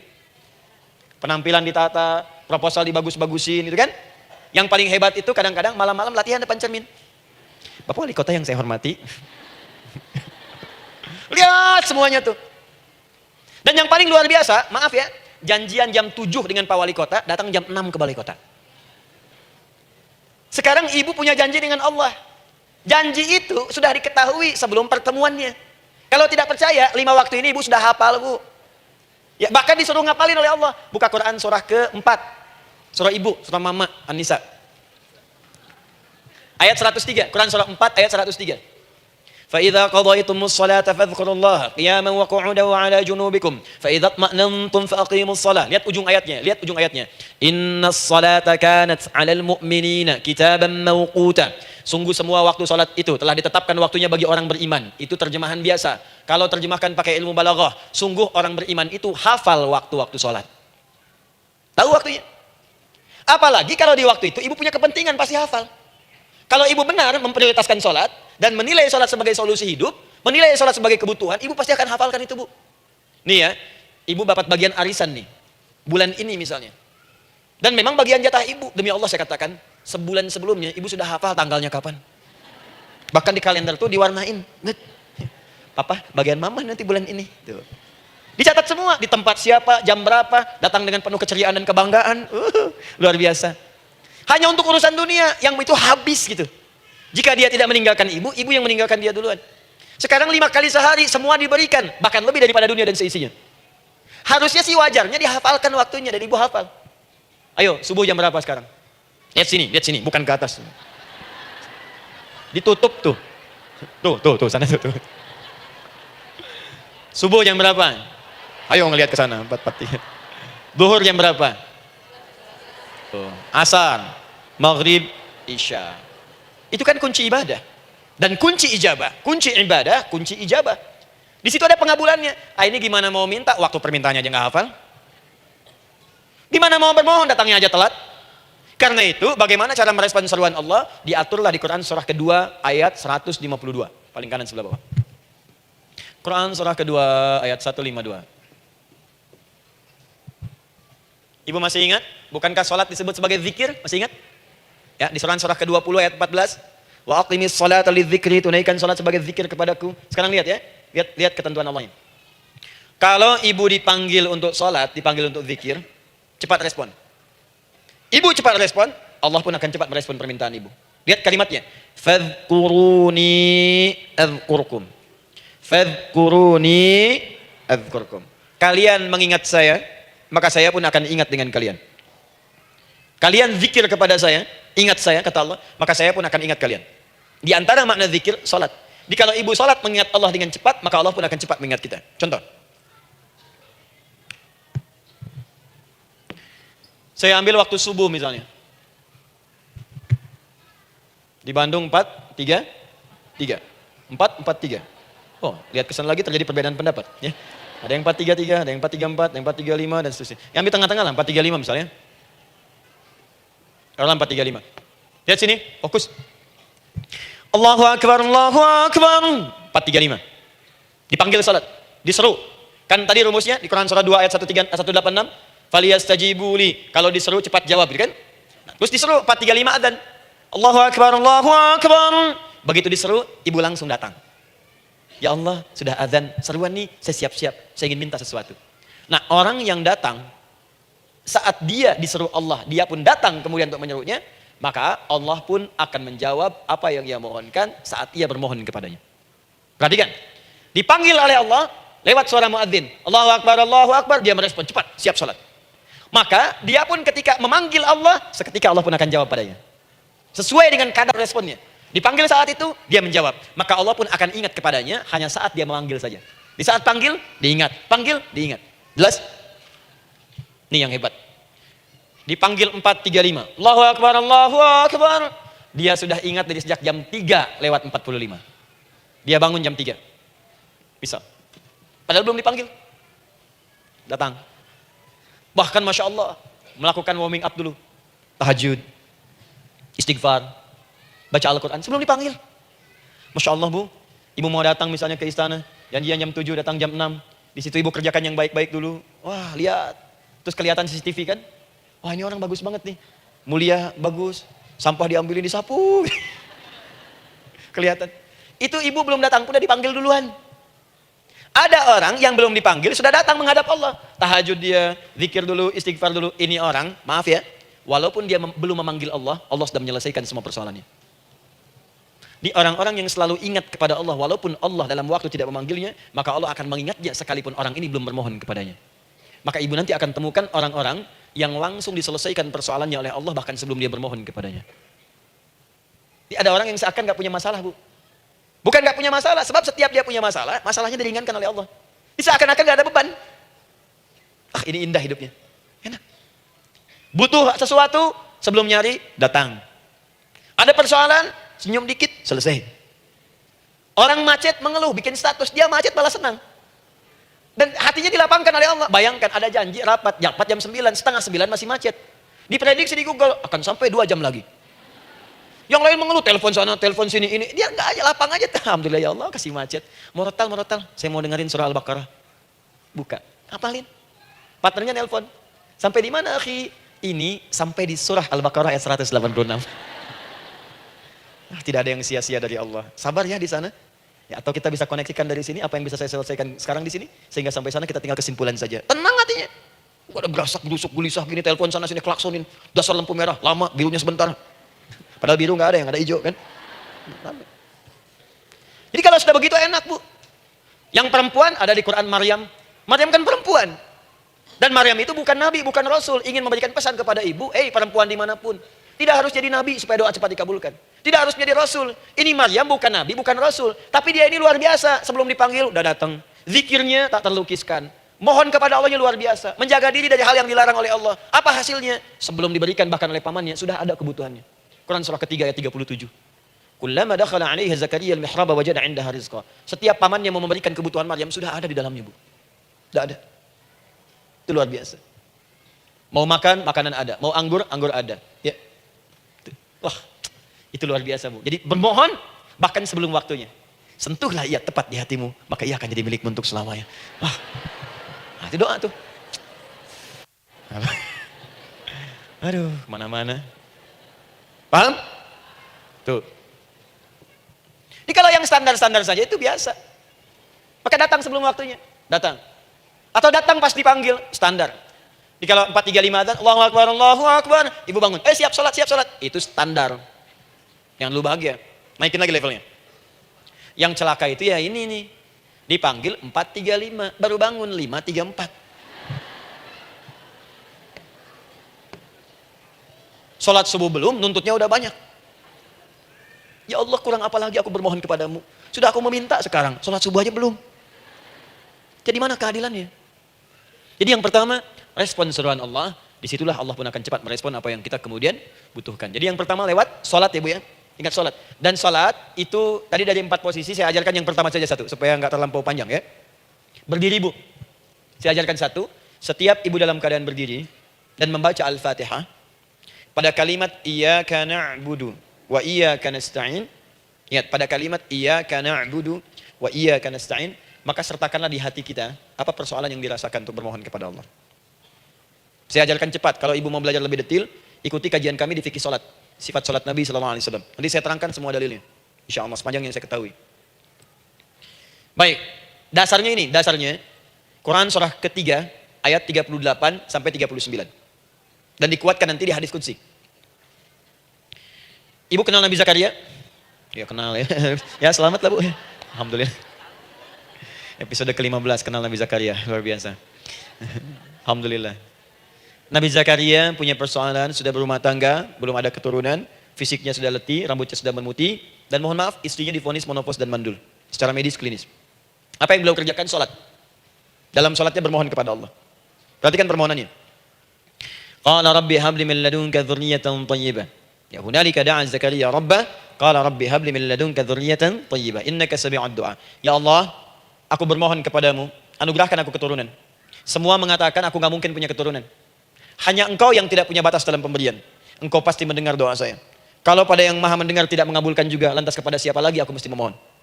Doa ini dipanjatkan oleh beliau dalam keadaan sholat.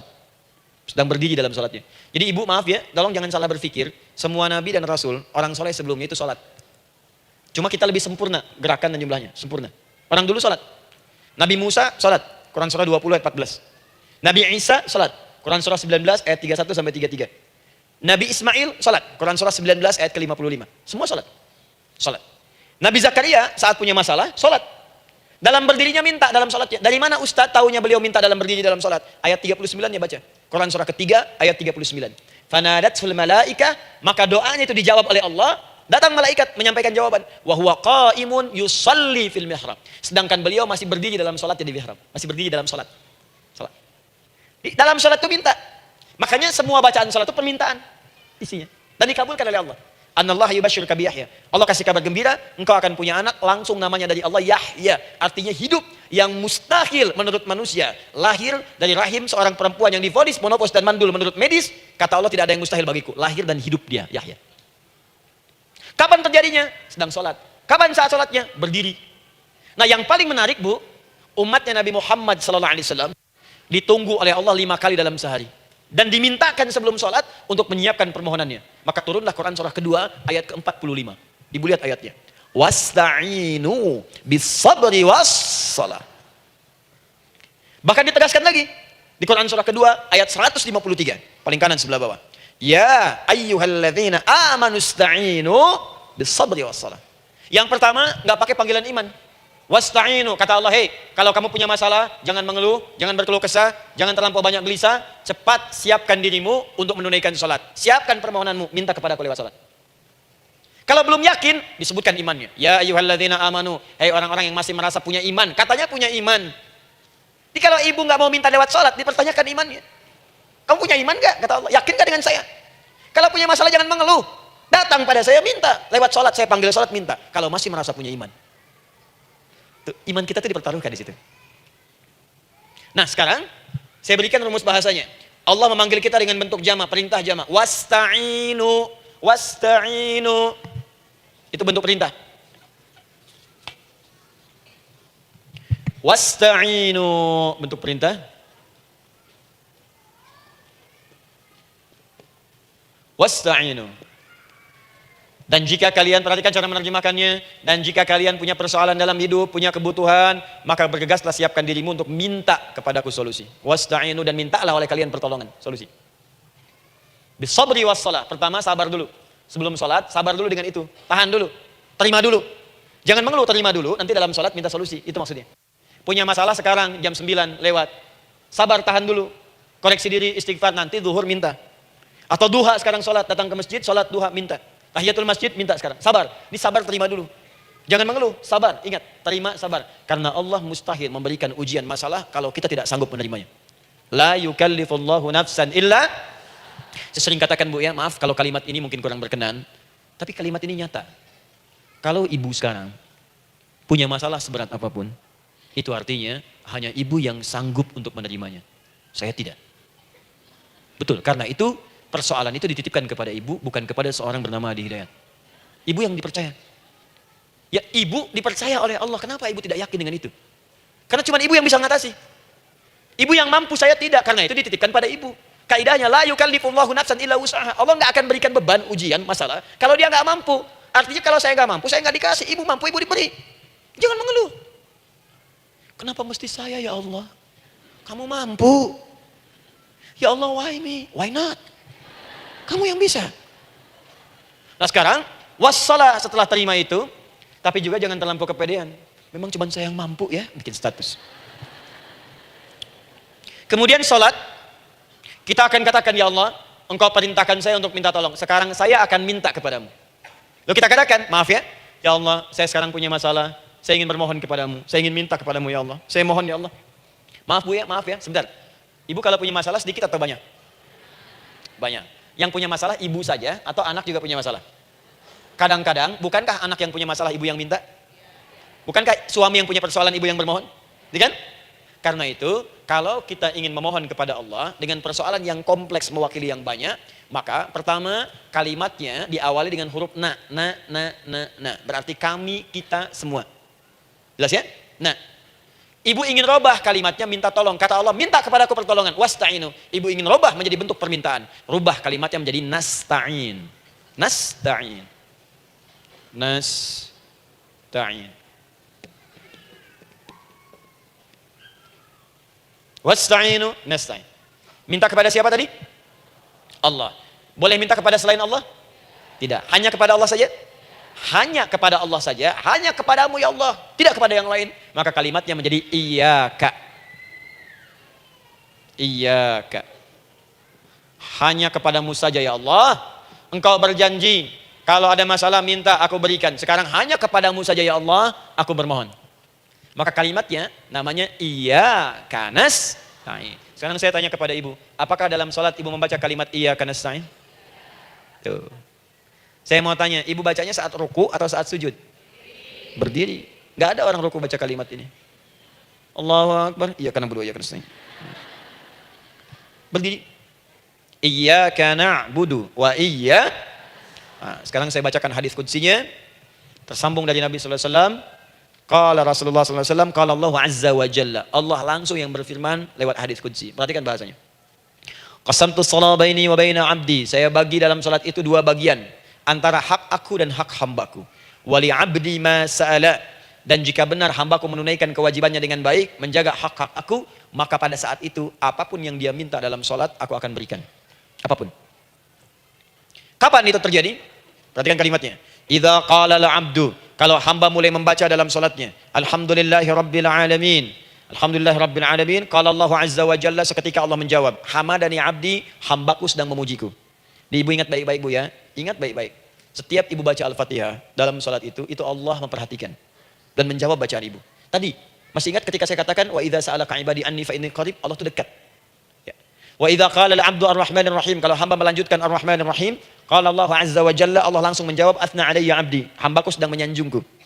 Wa idza qala al-'abdu maliki yaumiddin, ketika hamba berkata maliki yaumiddin, qala Allah azza wa jalla, Allah menjawab majjadani 'abdi, hambaku sedang mengagungkanku. Sekarang perhatikan kalimat ini.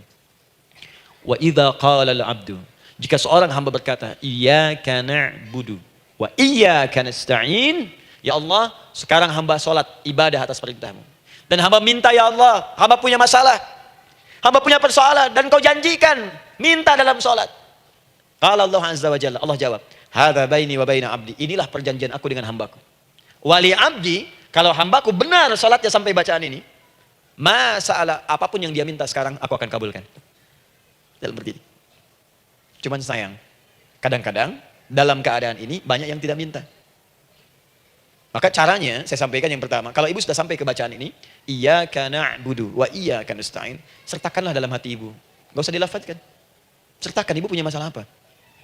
Atau secara umum minta solusi. Minta. Nabi itu kalau salat, Nabi sallallahu alaihi wasallam kalau salat, itu kalau baca ayat-ayat Quran, itu seringkali berhenti, Bu. Sering berhenti. Kalau dalam ayat doa, beliau berhenti, mohonkan dengan baik. Kalau ayat-ayat surga, minta supaya umatnya ke surga. Ayat-ayat neraka, mohon supaya umatnya dibebaskan dari neraka. Minta. Kesaksiannya banyak. Hudzaifah al-Yamani pernah salat di belakang Nabi begitu. Abdullah bin Mas'ud radhiyallahu ta'ala anhu salat di belakang Nabi begitu. Ubay bin Ka'ab radhiyallahu ta'ala anhu salat di belakang Nabi begitu. Di kesaksian mereka sama semua. Makanya sering kali itu nggak sadar, enak salat dengan Nabi itu. Nyaman. Kalau baca ayat surga seakan-akan pengen cepat ke surga. Kalau baca ayat doa berdoa, jadi nggak sadar. Rakaat pertama 100 ayat aja Al-Baqarah. Ya, kadang-kadang lewat ke Ali Imran. Pernah rekornya 5 juz 4 halaman, An-Nisa ayat 176 baru berhenti. Ya walaupun besoknya nggak pada ikutan lagi. Ya, karena merasa ini kapan rukunya gitu, sekarang atau nanti, sekarang atau nanti. Tapi enak. Nah saya ajarkan satu hal, kalau kita sampai pada bacaan Al-Fatihah tadi, jeda sejenak bu, rasakan itu minta. Minta. Setelah itu, Allah ajarkan satu lafaz, kalau lafaz ini benar dibacakan oleh ibu, benar dibacakan, maka seketika doa akan dijawab. Langsung dikabulkan. Apa bacaan itu? Nanti dalam pelajaran selanjutnya kita akan bahas ya, insya Allah. Masih ada waktu? Oh ya, kalau masih kita bahas ya. Masih. Ada sesi mau jawab pertanyaan dulu, diskusi dulu, atau saya teruskan sebentar? Teruskan ya. Baik, kalau kita sampai jam 10, saya jeda sampai ke 9.45, jadi 15 menitnya kita bisa diskusi ya. Baik. Apa lafaz yang kita bisa mohonkan? Teruskan ayatnya. Ihdinas siratal mustaqim. Ihdinas siratal mustaqim. Ihdinas siratal mustaqim. Ini Ibu, nanti Ibu lihat dalam kajian tafsir yang kami sampaikan, juga dalam kajian fikih salat saya bahas dengan detail. Di sini singkat saja, singkat padat. Ihdina itu, ya Allah berikan kami hidayah, berikan kami jalan, berikan kami petunjuk, tunjukkan kami jalan yang lurus. Kalimat ihdina asalnya dari kata hidayah. Hidayah, jamaknya hudan. Ihdina, berikan kami hidayah, berikan kami hudan. Kalau tunjukkan kami jalan yang lurus, itu terjemahan Bu. Terjemahan. Kalau Ibu ingin makna tafsir per huruf, per kalimat, bahkan per harokat, itu semua ada maknanya. Karena semua kalimat Quran itu mukjizat. Ihdina dari kata hidayah, hudan, berikan kami hidayah. Hidayah dalam bahasa Arab itu banyak maknanya. Bisa solusi dari semua persoalan. Bisa jalan menuju kemudahan. Bisa kesuksesan. Bisa petunjuk, banyak. Kalau dikumpulkan namanya hudan. Hudan. Makanya Al-Quran disebut hudan, karena di Quran ada semua. Solusi ada, petunjuk ada, kemudahan ada. Dzalikal kitabu la raiba fih. Hudal. Al-Quran hudan. Syahrul Ramadan alladzi unzila fihi al-Quran hudan linnas. Isi Quran semua hudan. Di situ ada solusi. Di situ ada petunjuk. Di situ ada kemudahan. Kalau kita ingin minta semua itu, kalimatnya dikatakan fi'il amr lit talab. Permohonan dalam bentuk kalimat permintaan. Ihdina, berikan kepada kami hudan. Kalau sudah mengatakan ihdina artinya minta solusi, minta kemudahan, minta petunjuk. Jadi ketika Ibu mengucapkan kalimat ihdinas siratal mustaqim, itu artinya ya Allah berikan kepada kami solusi dari masalah yang sedang saya hadapi. Berikan petunjuk dari persoalan yang sedang saya jalani. Berikan kemudahan ya Allah dari kesulitan yang tengah saya hadapi. As-siratal mustaqim, yang lurus, yang gampang. Karena jalan yang gampang itu lurus, gak berkelok Bu. Langsung ke tujuan. Saya mau ke sini jalannya belok-belok, gak langsung kan gak enak. Ibu mau ke satu undangan, jalannya belok sini, belok sini, belok sini, belok sini. Kelokan 9, kelokan 7, kelokan 8. Ya. Kan rasanya berliku. Ibu ingin mendapatkan solusi, tapi dilempar-lempar. Ke sini dulu, berkelok. Sini dulu, sini dulu, sini dulu. Kenapa nggak Ibu lurus dapatkan langsung? Dalam bahasa Arab, apalagi kalimat yang fasih, mendapatkan sesuatu dengan gampang, dengan mudah. As-siratal mustaqim, lurus ke tujuan, cepat, mudah. Apalagi surga nanti, tunjukkan kami jalan yang lurus, yang benar. Hak dari Allah dan mudah didapatkan. Itu maksudnya. Ini bukan sekedar tunjukkan jalan yang lurus, solusi yang mudah, yang gampang, yang cepat. Paham di sini ya? Seperti orang-orang dulu mendapatkannya. Siratal ladzina an'amta 'alaihim. Seperti orang dulu mendapatkan semua kenikmatan ketika mereka bermohon kepadamu ya Allah. Siapa mereka? Ada 4 golongan disebutkan di Quran surah keempat ayat 69. Ada para nabi, orang-orang judul siddiqin, para syuhada dan orang-orang soleh. Ya, wa may yuti'illaha wa rasul fa ulaika ma'al ladzina an'ama Allahu 'alaihim minan nabiyyina wasiddiqina wasyuhada wassalihin. Para nabi dulu berdoa, ya Allah, saya ada masalah dikabulkan. Kita minta ya Allah, sekarang saya berdoa, tolong kabulkan seperti nabi-nabi dulu dikabulkan. Nabi Ayub sakit berdoa dikabulkan. Kita sakit dikabulkan. Nabi Ibrahim ada ujian dikabulkan. Nabi Ibrahim punya ujian dengan anak. Kita ada ujian dengan anak, minta dikabulkan. Anak-anak berselisih, ada yang dendam, yang iri. Seperti anaknya Nabi Yakub. Nabi Yakub berdoa dikabulkan, kita minta dikabulkan. Ada syuhada, berdoa dikabulkan, kita minta dikabulkan. Orang soleh berdoa, minta dikabulkan, kita minta dikabulkan. Ya Allah, seperti engkau kabulkan doa orang-orang dulu yang melahirkan nikmat, mohon kabulkan kami yang minta sekarang dan mendapatkan kenikmatan itu. Itu maksudnya. Ya, siratal ladzina an'amta 'alaihim. Siapa an'amta 'alaihim di sini? Ulaikal ladzina an'amallahu 'alaihim. Sama persis kalimatnya. Minan nabiyyina wasiddiqina wasyuhada'i wassalihin. Jadi jangan diartikan sebatas terjemahan. Walaupun di musim haji sekarang itu bisa dipakai. Saya tugas 2010 di Mekah. Ada jemaah kesasar. lupa maktab. Kemudian ingin balik, nggak tahu jalan. Dia ketemu askar. Askar nggak bisa bahasa Indonesia, dia nggak bisa bahasa Arab. Tapi dia hafal Al-Fatihah. Datang kepada askar, dia tunjukkan gelangnya. Pak, ihdinas siratal mustaqim. Tunjukkan saya jalan yang lurus. Ikutin gelang. Askar nggak bisa bahasa Indonesia. Dikasih bahasa Arab nggak paham-paham. Tapi askar ini pun cerdas. Dia tunjuk, dia lihat gelangnya. Oh, maktab sana. Siratal ladzina an'amta 'alaihim ghairil maghdubi 'alaihim waladdallin. Lurus, jangan belok-belok. Kalau belok nanti engkau tersesat atau dicaci maki orang. Maghdub ya dicela orang. Dhalin tersesat, kan? Jangan dicela, jangan sesat, lurus. Tapi kalau dalam berdoa dalam sholat minta di hati hadirkan. Jelas ya? Nah, itu posisi pertama. Jadi pertama minta lewat sholat. Yang kedua cepat rajin istighfar, Bu. Saya cepat ya, rajin istighfar. Saya ada 7 menit lagi. Ibu rajin istighfar. Astagfirullah, astagfirullah, astagfirullah, astagfirullah. Itu yang paling singkat. Astaghfirullahaladzim, astaghfirullahaladzim, astaghfirullahaladzim. Itu yang menengah. Astaghfirullahaladzim, alladzi la ilaha illa huwal hayyul qayyum wa natubu ilaihi. Astaghfirullahaladzim, alladzi la ilaha illa huwal hayyul qayyum wa natubu ilaihi. Astaghfirullahaladzim, alladzi la ilaha illa huwal hayyul qayyum wa natubu ilaihi. Itu yang cukup panjang. Ibu rajin istighfar. Orang yang rajin istighfar itu diantara yang disebutkan dalam riwayat-riwayat adalah orang-orang yang cepat dijawab doanya. Hanya dengan istighfarnya. Jadi dia tuh punya keinginan, dia nggak katakan. Jadi keinginan di benaknya dia, terus dia istighfar. Astagfirullah, astagfirullah, astagfirullah. Itu kalau benar rajin istighfar, seketika dikabulkan. Cepat. Ada seorang yang hidup, ini tukang roti. Di zaman Imam Ahmad bin Hanbal. Saya pernah kisahkan ini di beberapa keadaan. Orang ini, itu ahli istighfar. Jadi maaf ya Bu ya, bukan istighfarnya pas ada keperluan aja, bukan. Ada ta'lim ustaz tadi, sab pertama, astagfirullah, astagfirullah, astagfirullah, bukan. Besok ada arisan, astagfirullah, astagfirullah, bukan. Jadi bukan ada keperluan, istighfar bukan. Orang ini membiasa istighfar. Jadi setiap mengerjakan apapun dia istighfar. Mau minum, bismillah, astagfirullah, astagfirullah. Dia setiap buka adonan, astagfirullah, astagfirullah. Nah satu ketika, Imam Ahmad itu nggak tahu kenapa, pengen datang ke daerah itu. Ya kalau misalnya ibu tinggal di Cicahum, misalnya kan Imam Ahmad tiba-tiba pengen ke Cicahum aja. Terus karena lelah, mampir ke masjid. Istirahat di dalam masjid. Tiba-tiba kata penjaga masjidnya, DKM-nya, marbotnya, ya Syekh, idhab, pergi, nggak boleh tiduran di sini. Kata Imam Ahmad, saya kan cuma numpang istirahat, nggak boleh keluar. Dan dia nggak tahu kalau itu imam besar. Dan Imam Ahmad itu sudah populer Bu, sangat famous, familiar. Cuman orang kan nggak pernah lihat wajahnya. Dulu kan nggak ada Facebook, nggak ada Instagram, nggak ada handphone, nggak ada apa-apa. Jadi kalau orang terima Ahmad, ya Ahmad aja kemana-mana. Oh, ada Imam Ahmad, imam besar, Imam Syafi'i, imam besar. Tapi nggak pernah lihat. Sekarang kan udah kelihatan. Ya, udah kelihatan. Sekarang banyak. Makanya orang dulu itu senang begitu tahu, dikasih tahu, Nabi aja ke Madinah Bu, nggak ada yang tahu kalau itu Nabi Muhammad kalau belum pernah lihat. Karena beliau di bawah, Abu Bakar di atas. Abu Bakar kan naik kan, untanya Nabi. Nabi Muhammad pasti di bawah gantian di jalan. Orang mengira yang di atas unta Nabi Muhammad. Padahal Nabi Muhammad yang jalan kaki, nggak kelihatan. Makanya responnya bodoh ketika tahu Nabi, senang luar biasa. Minta doa, minta ini, minta itu. Orang sekarang tidak, karena sering banyak lihat di TV, media sosial, begitu ketemu, minta foto. Ini lain kisahnya, nggak tahu dia, pergi keluar. Kata Imam Ahmad, ya sudah, keluar beliau, nggak mau ribut. Istirahat di luar, di pelataran. Di sini juga nggak boleh. Lihat kalimatnya, barwah, keluar, pergi. Barwah itu kasar Bu. Begitu kemudian di debat lagi, saya cuma di luar. Roh. Rawah itu dari kata roh Bu, itu paling kasar. Artinya keluar dengan roh-rohnya sekalian. Rohnya pun jangan di sini. Ya. Jadi kalau ibu nanti di Masjidil Haram misalnya kan, ada kalimat itu artinya kesal Bu askarnya. Ya, keluar. Misalnya idzabi anti, enggak mau, saya mau di sini. Ya. Barwah pergi. Sampai ke roh dengan roh-rohnya. Itu artinya ibu disuruh pergi. Ya, bukan jangan mengelak lagi. Rawah. Saya bukan rawah, saya rohayati. Suruh pergi.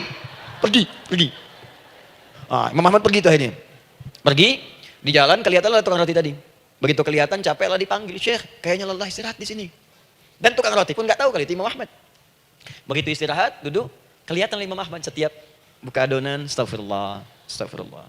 Bikin lagi, astagfirullah. Imam Ahmad tahu faidah itu. Tapi ingin menguji tukang roti ini, ditanya. Ya akhi, kamu ini kenapa setiap Anda menanak adonan itu, tepung itu, Anda mengucapkan istighfar, astagfirullah. Perhatikan jawabannya. Wallahi demi Allah, tidak pernah saya beristighfar dalam setiap aktivitas saya, kecuali Allah selalu mengabulkan doa yang saya mohonkan. Di setiap minta, astagfirullah, itu dikabulkan. Cuman satu yang sampai sekarang belum terkabul. Apa itu kata Imam Ahmad? Saya ini selalu bermohon kepada Allah, ya Allah, mohon sebelum saya wafat, atau setelah ia wafat, pertemukan saya ya Allah dengan Imam Ahmad bin Hanbal Sebelum saya yang wafat atau wafat Imam Ahmad. Kata Imam Ahmad, astagfirullah. Allahu Akbar. Itu mungkin yang memperjalankan saya kemari. Tiba-tiba pengen ke sini, sampai diusir keluar dari rumah Allah dari masjid, sampai di sini karena istighfar Anda. Sayalah Imam Ahmad bin Hanbal. Astagfirullah, astagfirullah, astagfirullah. Imam Ahmad ke situ datang. Tolong jangan lakukan pada saya. Salah dihidayat ya Allah. Astagfirullah, astagfirullah. Saya jawab lagi dari sana. La haula wala quwata illa billah. Ini istighfar. Nah, kapan istighfar yang baik? Istighfar yang baik dilakukan setelah tahajud sebelum fajar. Saya ulang ya. Setelah tahajud sebelum fajar. Dalilnya Quran surah ke-51 ayat 18. Baca dari ayat 15 sampai 18-nya. Jadi ibu kalau mau seperti itu, rajin tahajud dulu bu. Tahajud. Setelah itu biasakan istighfar. Itu latihan dulu, itu baru latihan. Ingat ya, istighfar menjelang fajar di waktu sahar, itu baru latihan. Astagfirullah, astagfirullah, astagfirullah. Nanti kalau sudah banyak latihan, ibu akan refleks. Mau duduk masuk mobil, astagfirullah. Duduk mau makan, astagfirullah. Ya, kadang-kadang ibu mau ambil handphone, astagfirullah. Itu refleks di lisan kita keluar. Ahli istighfar itu nggak direncanakan keluar di lisannya. Astagfirullah, astagfirullah, astagfirullah. Kalau sudah seperti itu, berbahagialah. Karena apapun kadang ibu inginkan, sepanjang itu ibu butuhkan, seketika dikabulkan. Ya. Yang ketiga, yang terakhir. Sudah 9:45, boleh sedikit? Ya, yang terakhir ya, terakhir. Jangan khawatir, setelah ini selesai. Jangan khawatir. Yang ketiga, ini amalan yang paling dahsyat. Jadi yang pertama minta dikabulkan. Yang kedua baru istighfar dikabulkan. Yang ketiga nggak ngapa-ngapain dijawab. Artinya baru terbersit, ada keinginan jawab seketika. Amalan yang ketiga ini adalah amalan yang dikerjakan karena cinta kepada Allah Subhanahu wa taala. Mahabbatillah, kecintaan kepada Allah. Amalan yang dikerjakan karena cinta kepada Allah Subhanahu wa taala. Amalannya mencintai Allah. Beda bu. Salat dengan cinta dibandingkan dengan salat karena memenuhi kebutuhan atau kewajiban saja, itu akan lain. Ibu kalau benar-benar mencintai Allah, maka dalam salat pun persiapannya akan beda. Saya beri contoh gini ya. Dari pakaian akan lain kata Al-Quran. Quran surah 7 ayat 31. Ya bani Adam khudhu zinatakum 'inda kulli masjid. Hai anak cucu Adam, kalau ada panggilan dari masjid, kenakan pakaian terindahmu. Di orang-orang yang mencintai Allah saat akan sholat, dia akan perhatikan dari pakaiannya. Jauhkan dari yang haram. Terus cari yang paling baik yang dia kenakan. Gak akan sembarangan. Kalau ibu pakai mukena juga cari mukena yang paling indah. Bukan karena pengen dilihat orang. Karena ingin Allah menyaksikan sholat ibu dalam keadaan yang sempurna. Wudu itu hati-hati gitu. Quran surah ke-5 ayat ke-6. Ya ayyuhalladzina amanu idza qumtum ila shalah faghsilu wujuhakum wa aydiyakum ilal marafiq wamsahu bi ru'usikum wa arjulakum ilal ka'bain. Jadi kalau ada orang beriman mencintai Allah, mau salat, dia mau wudu, wudunya enggak akan sembarangan, Bu. Cuman basuh. Ya, bagian kepala juga harusnya kepala, dia rambut, takut selesai. Sampai ke kaki cuma disodorkan di keran, beres. Itu sih anak kecil juga bisa. Orang ini lain. Dia akan pelan-pelan dilihat secara sempurna. Hati-hati, mesti kerjakan karena Allah, karena ingin baik. Kalau orang salat hanya kebutuhan saja, maka yang penting dia takbir sampai salam selesai. Tapi ini tidak. Dia akan pelajari bagaimana Nabi mengajarkan salat yang benar. Bagaimana bacaan saya benar. Dia belajar ngaji supaya benar bacaan Fatihahnya. Dia belajar dengan baik supaya khusyuk di dalam salatnya. Dia pahami satu-satu. Apa artinya Allahu Akbar? Apa artinya Subhana Rabbiyal Azim? Apa artinya Subhana Rabbiyal A'la? Apa artinya Sami Allahu liman hamidah? Dipahami. Di begitu dia salat dan baru takbir sudah paham isinya. Jika ada orang seperti ini, dia mengerjakan apa yang Allah perintahkan karena cinta dengan Allah. Dia berzakat karena ingin mencintai Allah. Dia berinfak karena cinta dengan Allah, bukan karena uangnya. Pokoknya kalau orang cinta itu, Bu, setiap pecinta, dia akan memberikan apapun pada yang dicintai. Walaupun tak diminta. Dan pecinta itu sifatnya, kalau yang dicintainya senang sesuatu, akan otomatis ikut senang. Ibu misalnya senang ya dengan pasangan sebelum menikah. Pasangan senang kucing, ibu akan terpaksa senang kucing. Ibu cinta dengan anak, semua akan diikuti apa yang diinginkan. Seperti itu, cinta itu butuh pembuktian. Karena itu sering saya katakan pada akhwat ya yang belum menikah, yang masih muda-muda belum menikah, cinta itu butuh pembuktian. Jadi jangan percaya kalau ada orang yang bicara di lisannya nggak ada buktinya. Aku akan seperti Dilan, membawamu dalam motorku. Katakan padanya, aku tak butuh dengan rayuan kata-katamu. Itu hanya angin surga. Yang kubutuhkan, tuliskan namaku di buku nikah kita. Wah, catat. Itu caranya. Main ke Taman Dilan, cuman boncengan. Seakan dunia milik berdua, yang lain nggak ada. Gombal. Dah ya? Jelas?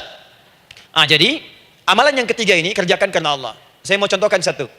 Ibu pernah dengar Imam Malik bin Anas? Pernah ya? Gurunya Al-Imam Asy-Syafi'i, Imam Malik bin Anas, lahir di kisaran tahun 94-95 Hijrah. Siap, Kang Dan. Baik, ini terakhir nih, saya tutup nih. Benar-benar terakhir, betul-betul. 10 menit lagi kalau ada nanti tanya jawab, sedikit.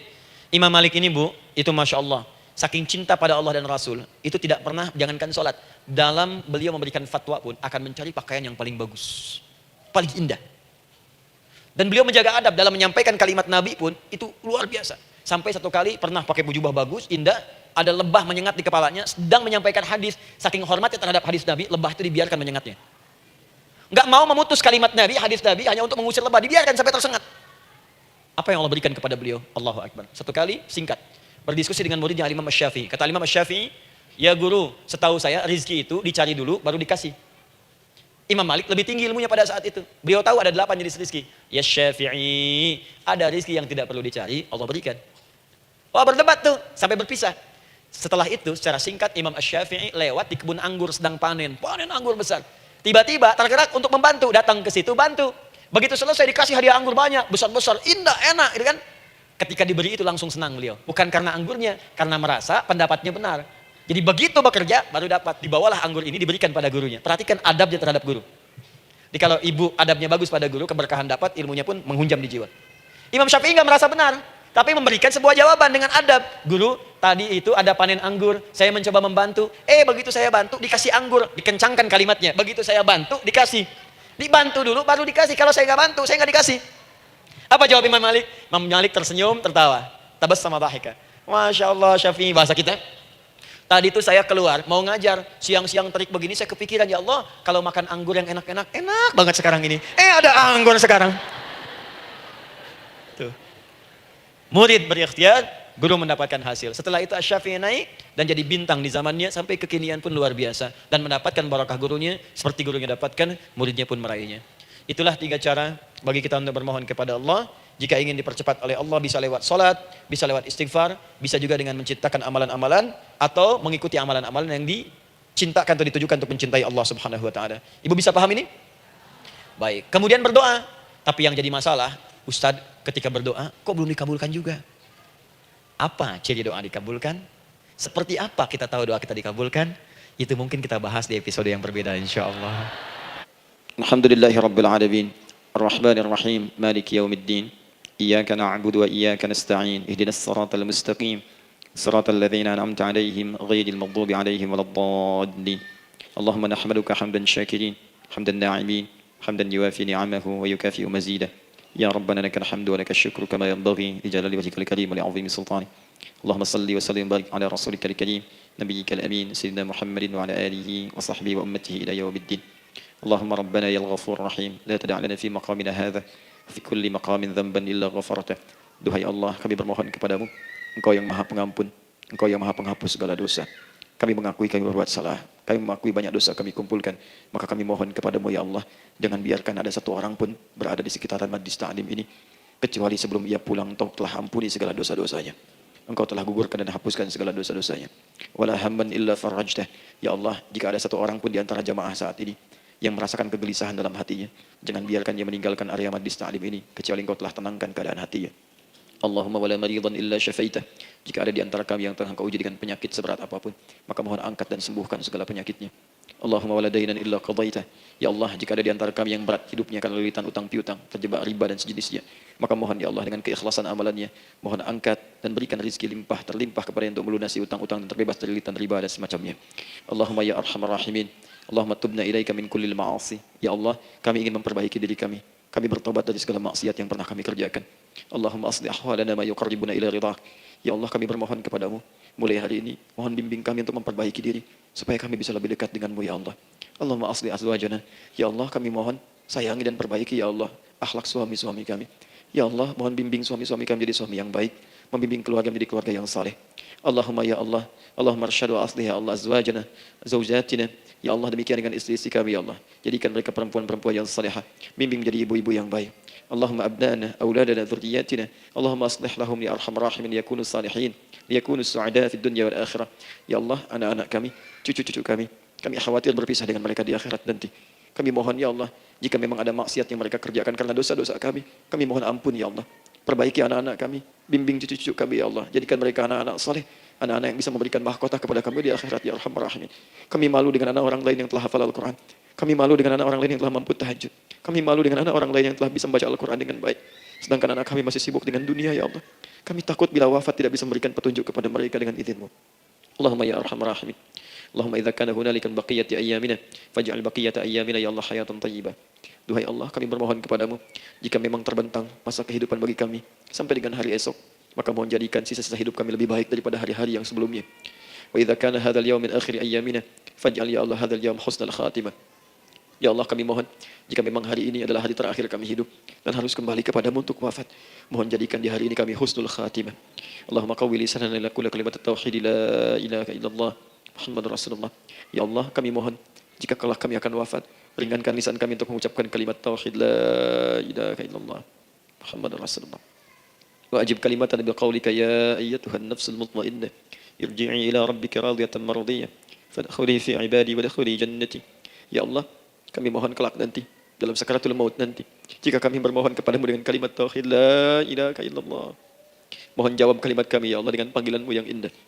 Ya ayyatuhan nafsul mutmainnah, hai jiwa yang sudah tenang, irji'i ila rabbika radiyatan mardiyah, hai cepat pulang menghadap kepada Rabbmu. Hai cepat pulang menghadap kepada Rabbmu. Hai cepat pulang menghadap kepada Rabbmu.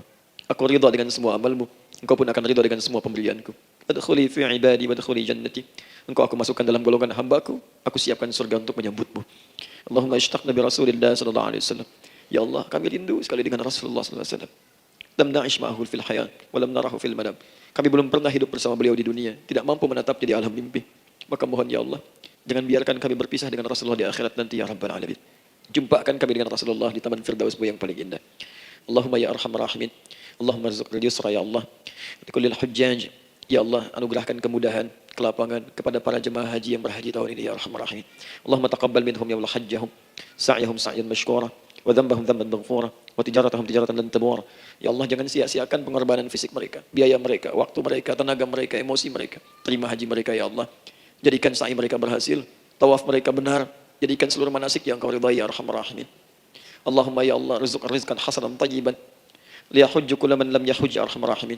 Ya Allah, bagi kawan-kawan kami, kerabat kami, saudara kami, tetangga kami yang belum berhaji, maka anugerahkan kemudahan bagi mereka untuk berhaji ya Allah. Anugerahkan kelapangan untuk berhaji ya Allah. Sekalipun memang tidak terbuka kesempatan itu, maka mohon anugerahkan sifat mabrur kepada kami, sekalipun tidak mendapati ibadahnya. Allahumma ya Arhamar Rahimin. Allahumma rizqna ya Allah nikmatan salihah. Ya Allah, anugerahkan kepada kami nikmat untuk menjadi orang saleh di dunia dan kembali kepadamu di akhirat dalam keadaan saleh. Alhiqna bis salihin ma'al ladzina an'amta 'alaihim minan nabiyyin was-siddiqin wasyuhada was-salihin wa hasuna ulaika rafiqa. Ya Allah, kumpulkan kelak kami di surga dengan para nabi, orang-orang saleh, para syuhada, orang-orang yang benar di hadapanmu. Itulah nikmat terbaik yang mampu kami dapatkan. Allahumma ya Rabb, Allahumma aslih Allah qulubana, ati anfusana taqwaha, wa zakkiha anta khairu man zakkaha, anta waliyuha wa maulaha. Ya Allah, jika memang kami telah Engkau anggap baik sampai dengan pagi hari ini, maka mohon jaga kami dalam keadaan baik sampai wafat ya Allah. Berikan kami kekuatan untuk istiqamah, jauhkan kami dari pengaruh nafsu ya Arhamar Rahimin. Ya Allah, jika ada saat ini orang-orang yang menyakiti kami ya Allah, berkhianat kepada kami ya Allah, menzalimi kami, maka mohon ampuni dosa mereka ya Allah. Maafkan mereka ya Allah, bimbing mereka untuk sadar dan bertobat ya Allah. Titipkan dalam jiwa kami sifat untuk saling menyayangi ya Allah. Titipkan dalam jiwa kami sifat untuk saling memaafkan ya Allah. Titipkan dalam jiwa kami sifat untuk bisa memperhatikan ya Allah. Allahumma ya Rabb, Rabbana atina fid dunya hasanah wa fil akhirati hasanah wa qina adzabannar. Bifadlika subhana rabbika rabbil izzati amma yasifun wa salamun alal mursalin wa akhiru da'wana alhamdulillahi rabbil alamin. Sebelum saya akhiri dengan doa kifaratul majlis dan salam, saya ingin ucapkan terima kasih pada seluruhnya untuk nalim kita di pagi hari ini. Semoga Allah menerima semuanya dan semoga Allah muliakan. Dan terkhusus juga untuk Kang Daan, terima kasih untuk kali ini dan semoga istiqamah dalam kebaikan dan Masya Allah Amin. Beliau menginspirasi dan saya ingin menjadikan juga beliau sahabat dalam kehidupan untuk seluruhnya. Amin. Dan sahabat terbaik selalu memberikan yang terbaik untuk sahabatnya. Karena itu di pagi hari ini saya ingin sampaikan kepada Bapak Ibu sekalian, Bapak mungkin yang hadir, Ibu yang hadir, saya ingin berikan pada sahabat saya satu anugerah yang mungkin Allah titipkan. Saya akan ajak Kang Daan untuk menunaikan ibadah umrah dengan saya di bulan September insya Allah. Saat kami akan berangkat pada tanggal 9 September tahun 2019. Saya kira itu dan semoga bermanfaat insyaallah. Baik. Semoga Allah muliakan untuk semuanya. Terima kasih.